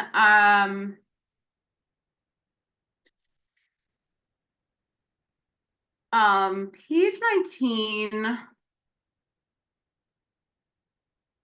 at the very top, we've got avoided CHP compliance benefit. And the company indicates the avoided CHP compliance benefit would only be quantified if the alternative portfolio is considered incremental to the company's clean heat plan. So walk me through what that would mean for an NPA to be incremental to the clean heat plan. Yeah, I'm happy to start us off, and then Mr. Piquet, if you have anything you'd like to add, I'd welcome your comments as well. But this is contemplating kind of cost recovery of these NPA portfolios. So for Pearl Street and for F3, we're able to include them in the CHP portfolio. If future NPA portfolios are contributing to admissions reductions but are not being counted in the CHP reductions because they're not funded by that plan, we were trying to quantify here, or at least illustrate here, that we are kind of avoiding a future cost in CHP associated with reducing those admissions. Jason, I don't know if there's anything you'd like to add there. No, not at the moment. Thanks, Grace. Okay, so yeah, I know, like, given the cadence, oftentimes whatever's coming up in a GIP as an MPA is not already in a clean heat plan, right? Assuming it's like a newer thing. So each like general area has its spread of assumed adoption of clean heat and BE from the start, right? Based on the company's propensity to adopt a model for each area, basically. The forecast includes that when we look at the NPA portfolio, we actually back those out and then figure out what spending would be required in order to offset the capacity shortfall. And we do that because we acknowledge that they wouldn't be likely eligible for both the CHP benefit and the NPA benefit. So they'd have to go with the NPA benefit in that area. And so we wouldn't want to miscount how much reduction we're getting through CHP and DSM if they're now only eligible for NPAs. And again, that's a little bit challenging because, as I understand it, the reporting of NPAs as well as the cost recovery mechanism for NPAs is at issue in this case. And so pending guidance from the commission, I think that could clear up a few of these things as well. Okay.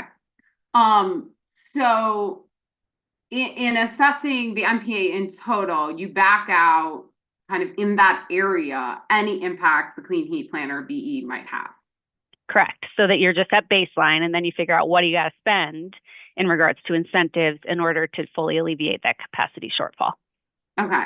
But absent the NPA, there would be some adoption conceivably locally of clean heat and BE, Yeah, independent yeah, of the MPA. right. Based on that stratification to county that Mr. Whalen was talking about before. Okay, and I think this gets to one of Commissioner Plant's previous questions. Given that there could be some general adoption through clean heat and BE, but then that gets backed out and we attribute it all to clean heat. Or to, gosh, sorry, NPA. Attributed it all to NPA.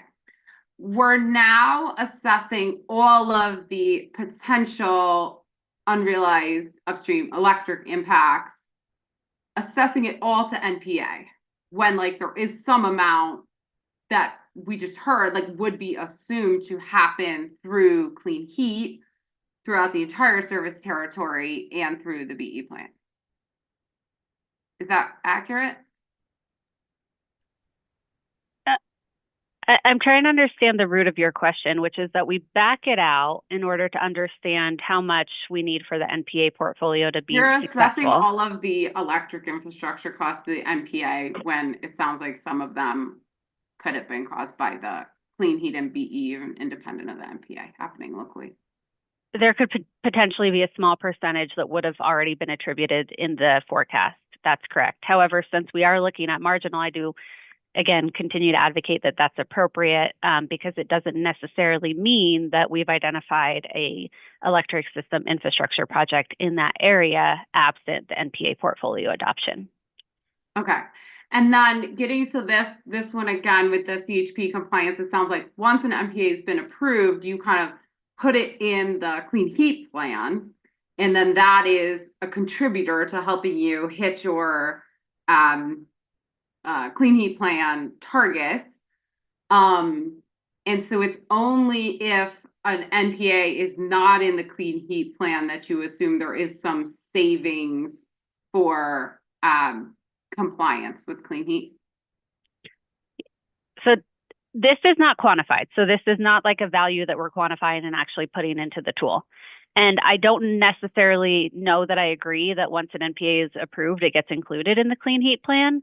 As I was kind of indicating before, I think that's something that's at issue in this case is how do we continue to look at, cost recovery and then compliance regarding NPA. So I'm not sure that we've gotten to that conclusion yet from a regulatory framework. Okay. See. Sorry, got a few more questions.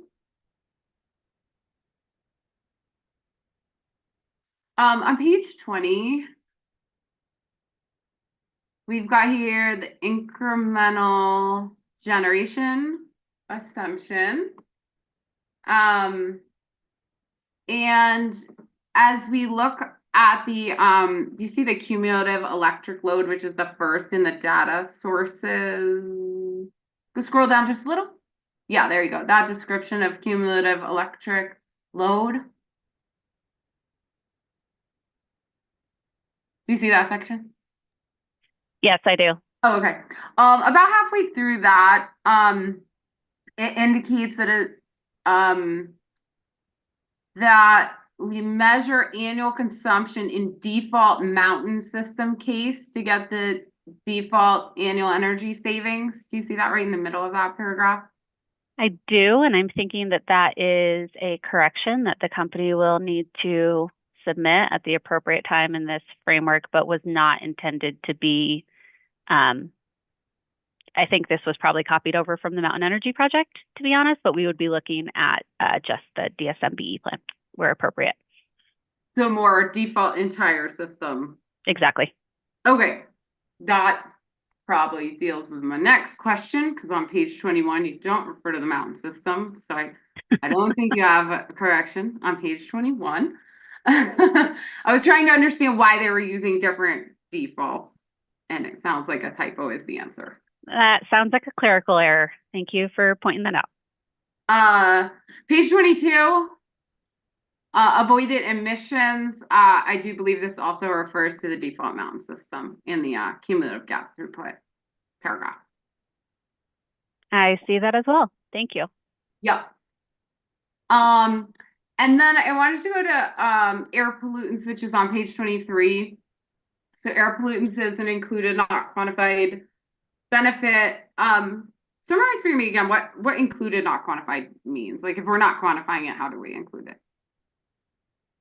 In kind of like a qualitative conversation when we're discussing the validity of moving forward with either a traditional gas infrastructure or an NPA portfolio. So where I really see the benefit of these included but not quantified benefits is, again, where the NPV of the traditional gas infrastructure project and the NPA portfolio are close.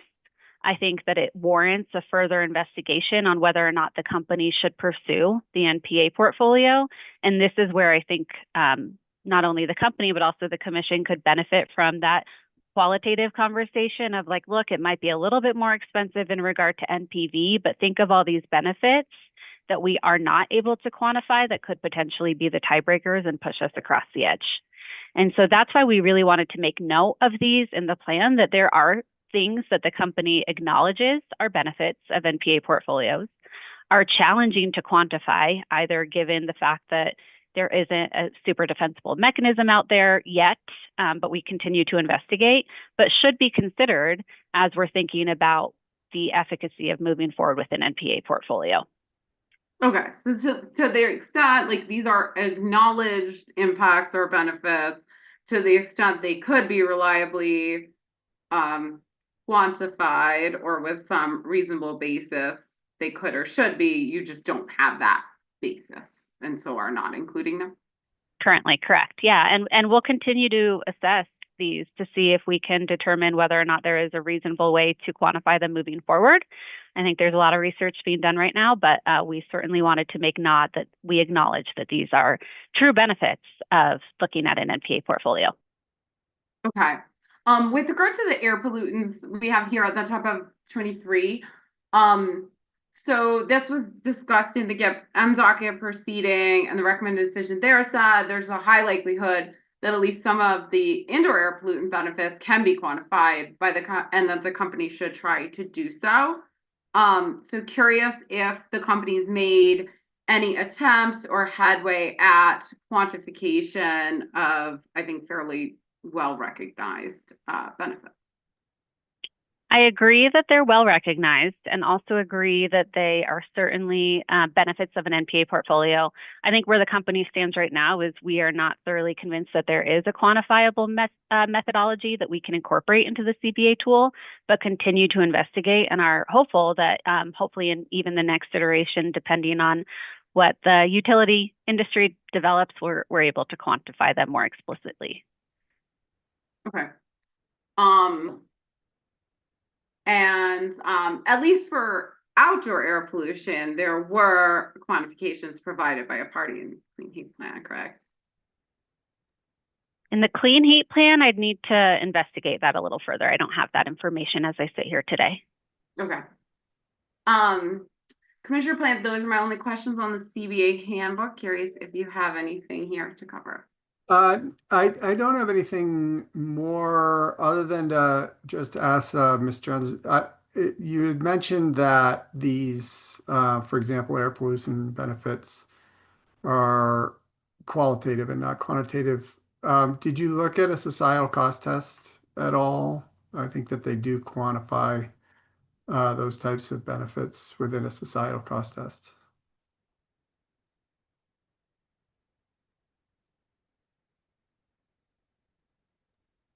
My mouse is being funny. Sorry, I couldn't get off mute. So a societal cost test, to you're right, would include these social types of inclusions, right? Which is why in our EMTRC, we do include the social cost of admissions. And I would agree that these would be relevant to include in our EMTRC. It's more so a method on landing on the correct quantification methodology. Okay. Yeah, I think RMI did some work with the societal cost test on that issue, but I didn't have any further questions. Okay, Ms. Crean, I think we're done with this exhibit. Thank you. I had just a couple of questions, probably for you, Ms. Jones, I don't know, on the Spear Canal project. That sounds great. Okay. So there's a few kind of contributors, I guess, identified to the need for the project. One of them is a new gas CT identified as a 400 megawatt gas CT to go into operation in 2027. I'm curious, at the time of the ERP and the company's bid, was the company aware that the plant and its location would contribute to a need for a capacity expansion project? I don't know that I'm. I think Mr. Martz might be better suited to answer that question if he's Yeah, you're aware. probably right. Do you mind repeating it, Commissioner Yeah, Goldman? curious, given the contribution of gas CT bid 1,400 megawatt gas plant to go into operation in 2027 as one of the main contributors to the need for the Spear Canal capacity expansion project, I was curious to what extent the company was aware or evaluated the need for a gas capacity expansion project in order to serve that generation asset. It's a fair question. Unfortunately, I don't know that off the top of my head. I'd have to consult, excuse me. I'd have to consult with our gas supply planning group. Is that something? It's possible. Okay, I'm just curious, like more generally as part of the ERP process, does the company generally interface to understand gas capacity, availability, and take that into account with regard to location of gas generating assets?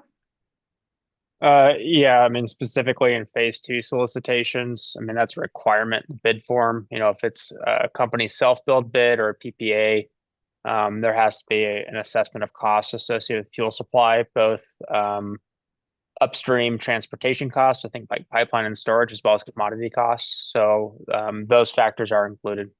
It's not exclusively with the company because not all thermal generating plants are supplied by the company's gas infrastructure. So like our fuel supply group might interface with an interstate company like a Tallgrass or a Kinder Morgan or Enbridge or something like that to seek fuel supply. So in that case, the company would not be assessing capacity expansion. They'd be working with that upstream supplier, and those costs would be imputed into the bid costs. Okay, so that's like kind of the core of my question. Are the costs of gas capacity expansions needed to serve these projects included in kind of an ERP project bid? Yeah. If there's upstream expansion either with the company or with a different fuel suppliers, that would be included as part of the bid that's submitted to the company in a solicitation.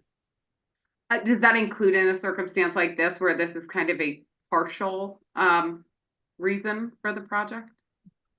Yeah, again, subject to my checking with the fuel supply group, you know, we come up with a cost allocation methodology if there's a shared need for a capacity expansion. Okay, thank you for that.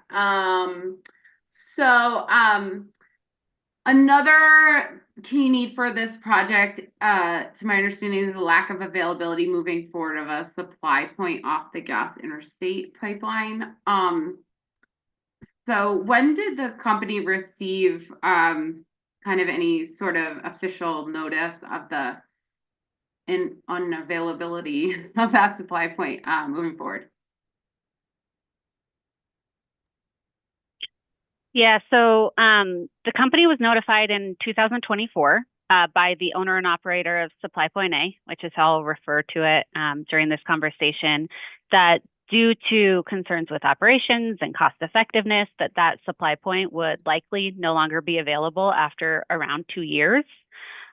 We have since had regular follow-up meetings with that owner and operator, and again was informed right before this 2025 gas infrastructure plan that again they're hypothesizing maybe 2 years of operation, but we have not received formal notification that they will be closing, but rather have identified the need to make sure that we do have a proactive project planned in order to make sure that if that does occur, we are able to continue to reliably serve our customers.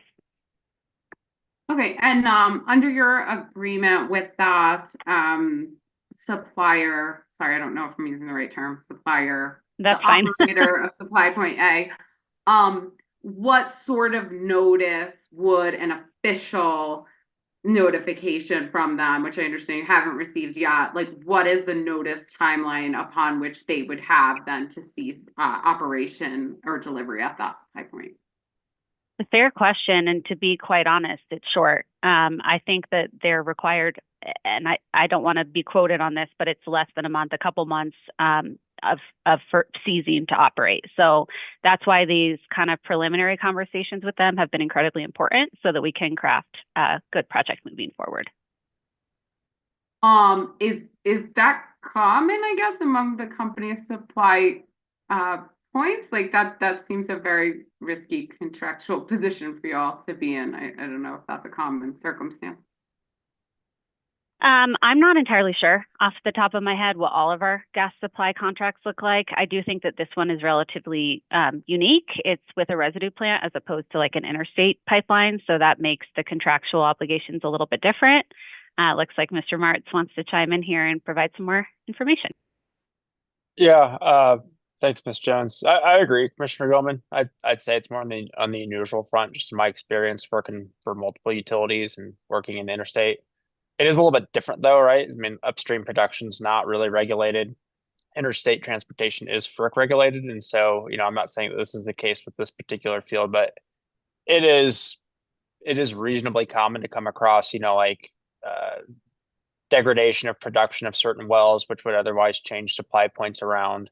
Also, economics, like we've seen plants in the past, have challenges with dehydration equipment, compression equipment. And so we can see a cessation of upstream supply. So there's not a lot of rules abound around how that notification works. And unfortunately it is, I want to say it happens all the time, but it's not unusual to come across an upstream supplier that has an operational challenge and they have to cease operation or otherwise halt operation for some amount of time while they perform capital improvements or something like that. But here it's expected to be a permanent closure? From what they've indicated to us, that's correct. Okay. And I presume like the governing, what governs here would be a contract that you all have between you all and the operator of that supply point to dictate this notice? Correct. And those contracts can, there can usually be multiple types of supply contracts. Usually it's not just one flat contract. Sometimes there's a base contract and then a peaking contract.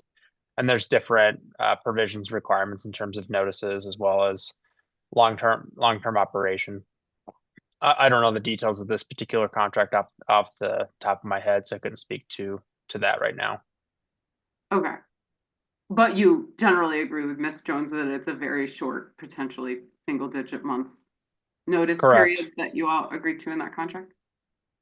I do. Okay.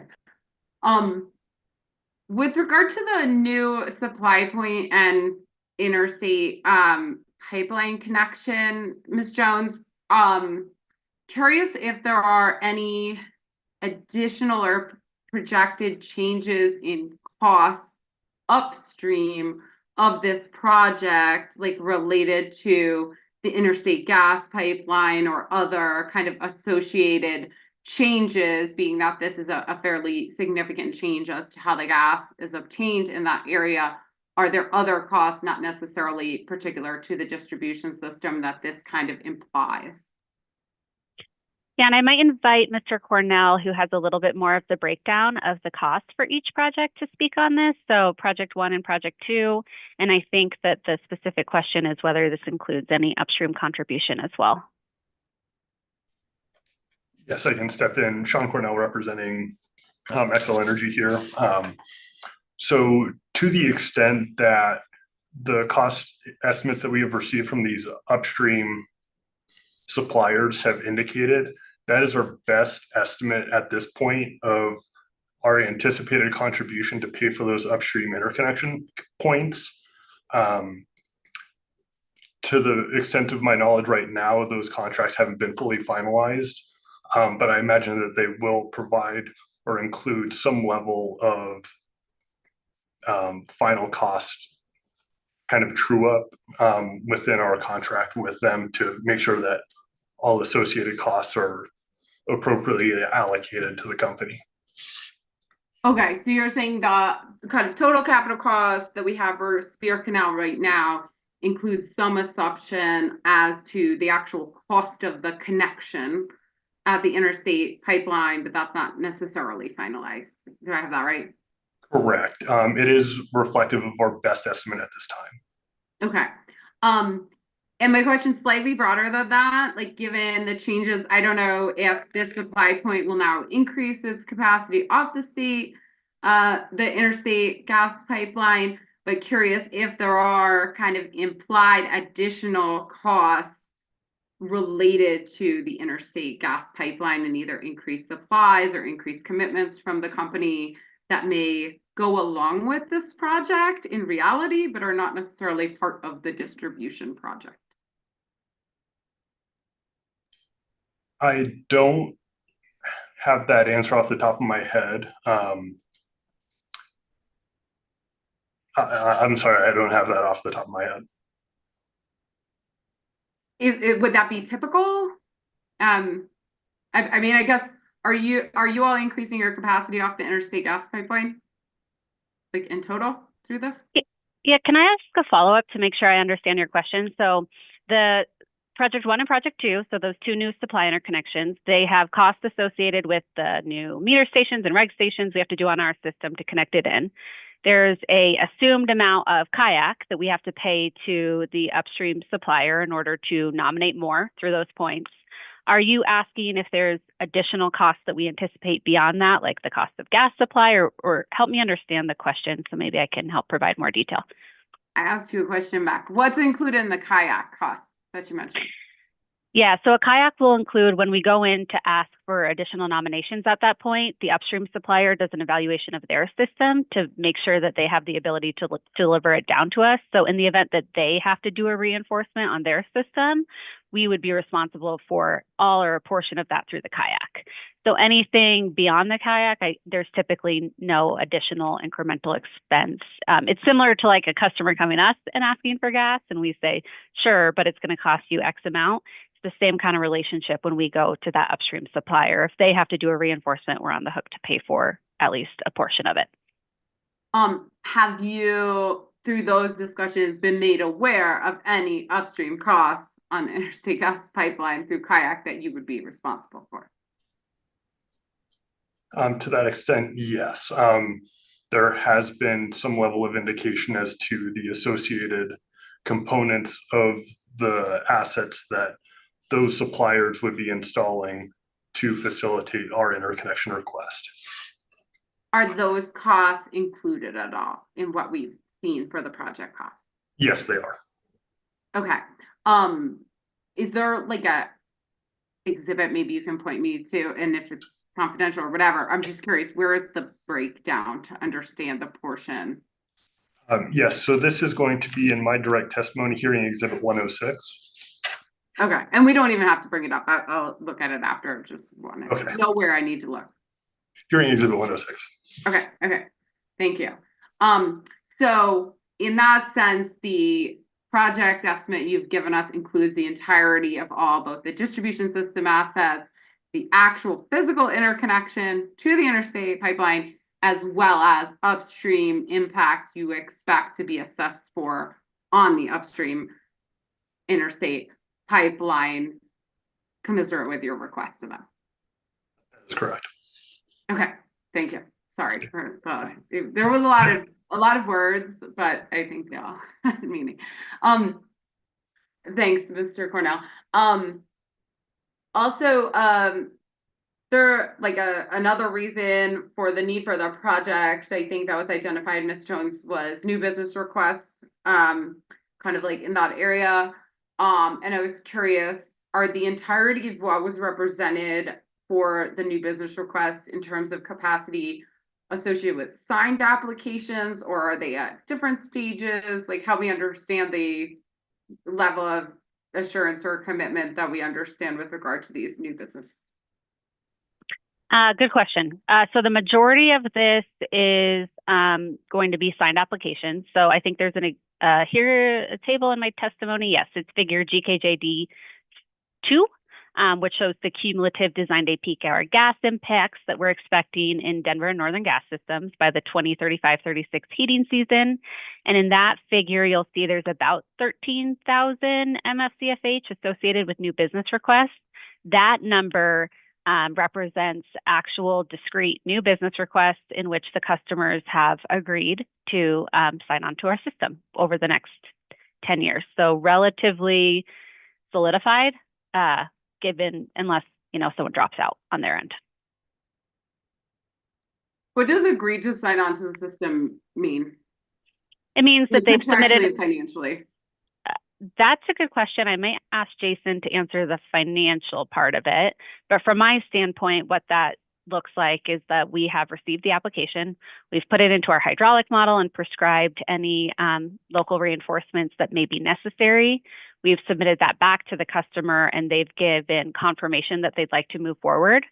In regards to payment, I think Mr. Paquet could maybe discuss a little bit more when we receive payment for them for that, and if they decide not to move forward, what the repercussions, if any, are. We require payment up front for those, and so if the customer decides not to move forward, right, we'd all know about that on the front end. Usually before any payment has changed hands, not always, but usually. And that payment up front covers what? It covers the customer's contribution based on the company's line extension policies in place at the time of application. Okay, got it. The kind of immediately local infrastructure, we're not talking about a portion of this project cost, right? Depending on the project, sorry, I don't know if we're still talking about the Spear Canal project or something else, but yes, the project at hand, yes. Okay. Thank you. Commissioner Plant, any questions on Spear Canal or really any other discrete projects? Nope, nothing further. Okay. I just have a couple other questions and then I'm honestly done. In the GIP docket, I think it was in exceptions, maybe the company had proposed to undertake a forecasting pilot with a local municipality in order to evaluate like sensitivity impact analysis on its existing forecasting. And the commission indicated that this proceeding would probably be an appropriate place to consider such an initiative rather than on the exceptions in that GIP docket.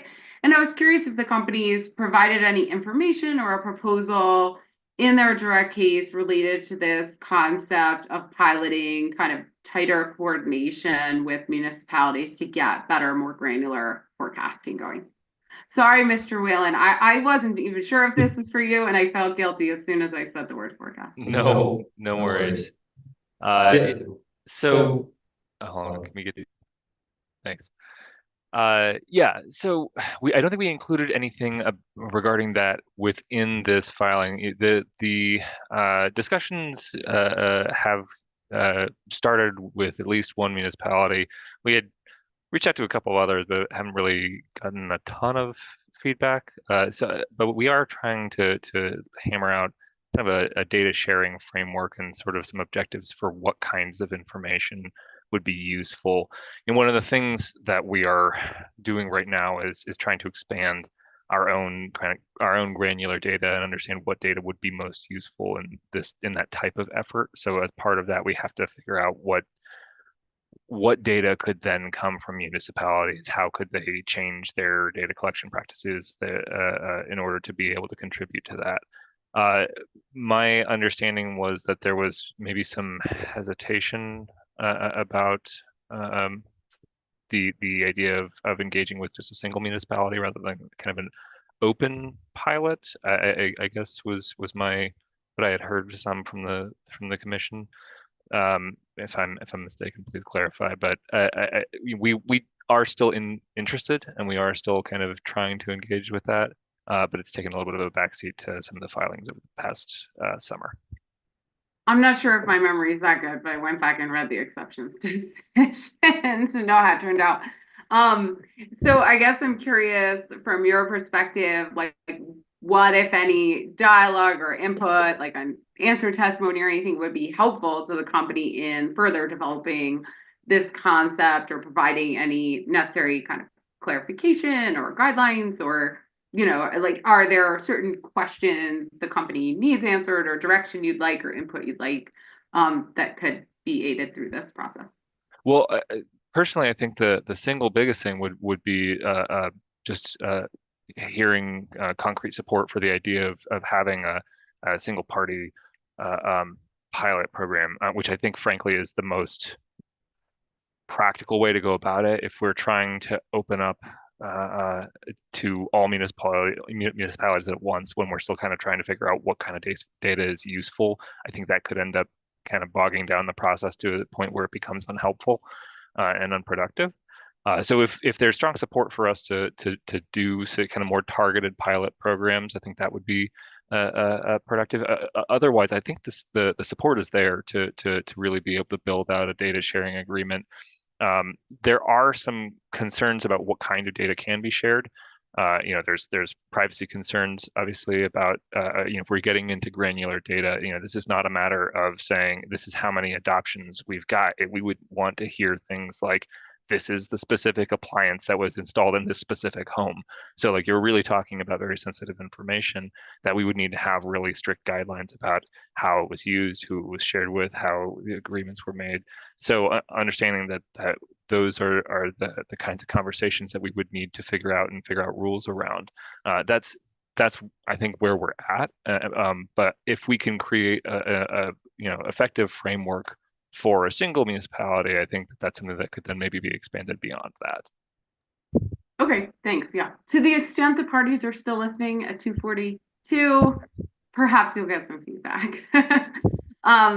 Another concept from the GIP docket proceeding that I just wanted to follow up on, that was also actually suggested by Public Service Company as this to be the proper venue to follow up on, was that the commission had identified in the GIP docket, given the complexities around needing to better understand the company's systems, sensitivities, need for projects, alternatives, that we seriously look at the commission engaging a third-party gas modeler to evaluate the company's GIPs from an expert standpoint. A capability few or none of the parties currently have. In exceptions, the company asked to use the 2025 GIP proceeding to further explore this idea and the timing. So I'm curious, did the company address this concept or your perspectives at all in the direct filing, and or are there certain you know, questions, concerns, just looking to ensure we start this conversation in this proceeding as the company suggested this was the proper venue? Yeah, thanks for bringing that up, Commissioner Gilman. I don't believe we addressed it in our direct case. I agree, though, stand by those comments earlier that this would be the right venue to discuss such an idea.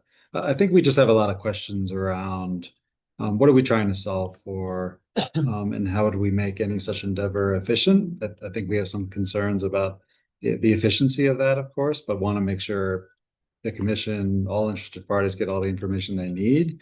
There's only so much we can share about our internal systems as part of that process, but happy to engage in creative thinking. No, agreed. And really, I just kind of intended this question as a kickoff to this conversation, since I also did not see it in the direct testimony. I wanted to make sure it was queued up as a discussion point as a outcome of that GIP docket.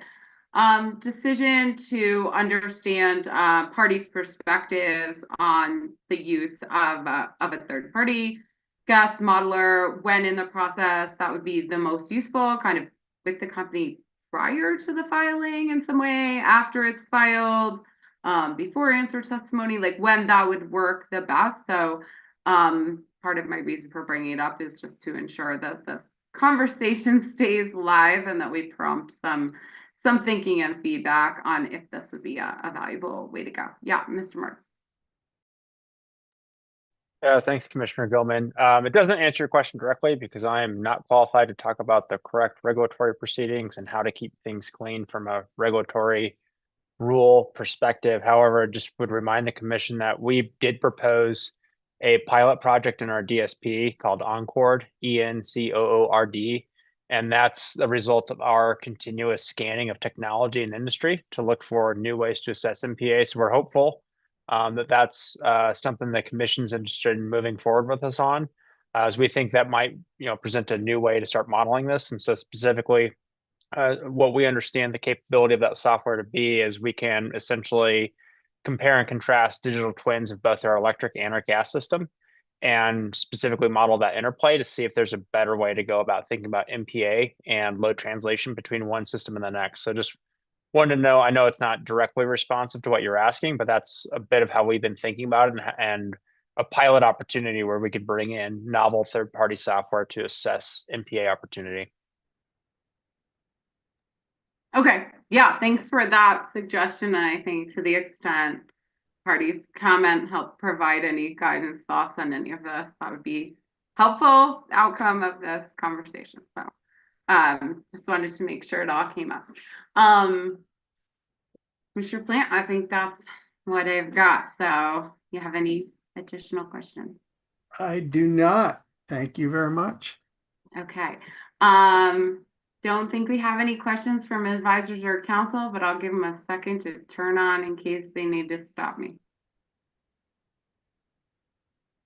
Okay.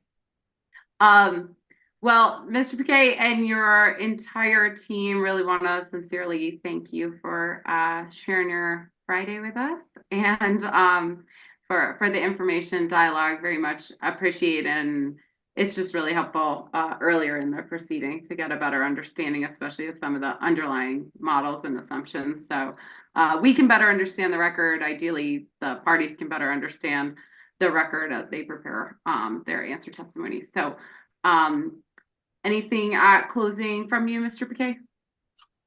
No, nothing from our end, and always happy to help. So thanks, Commissioner Gilman, Commissioner Plant. Excellent. Well, anything from you, Commissioner Plant? Nope, nothing. All right. Well, with that, everyone, enjoy your weekend. That concludes the technical conference, and we are adjourned. Thank you so much.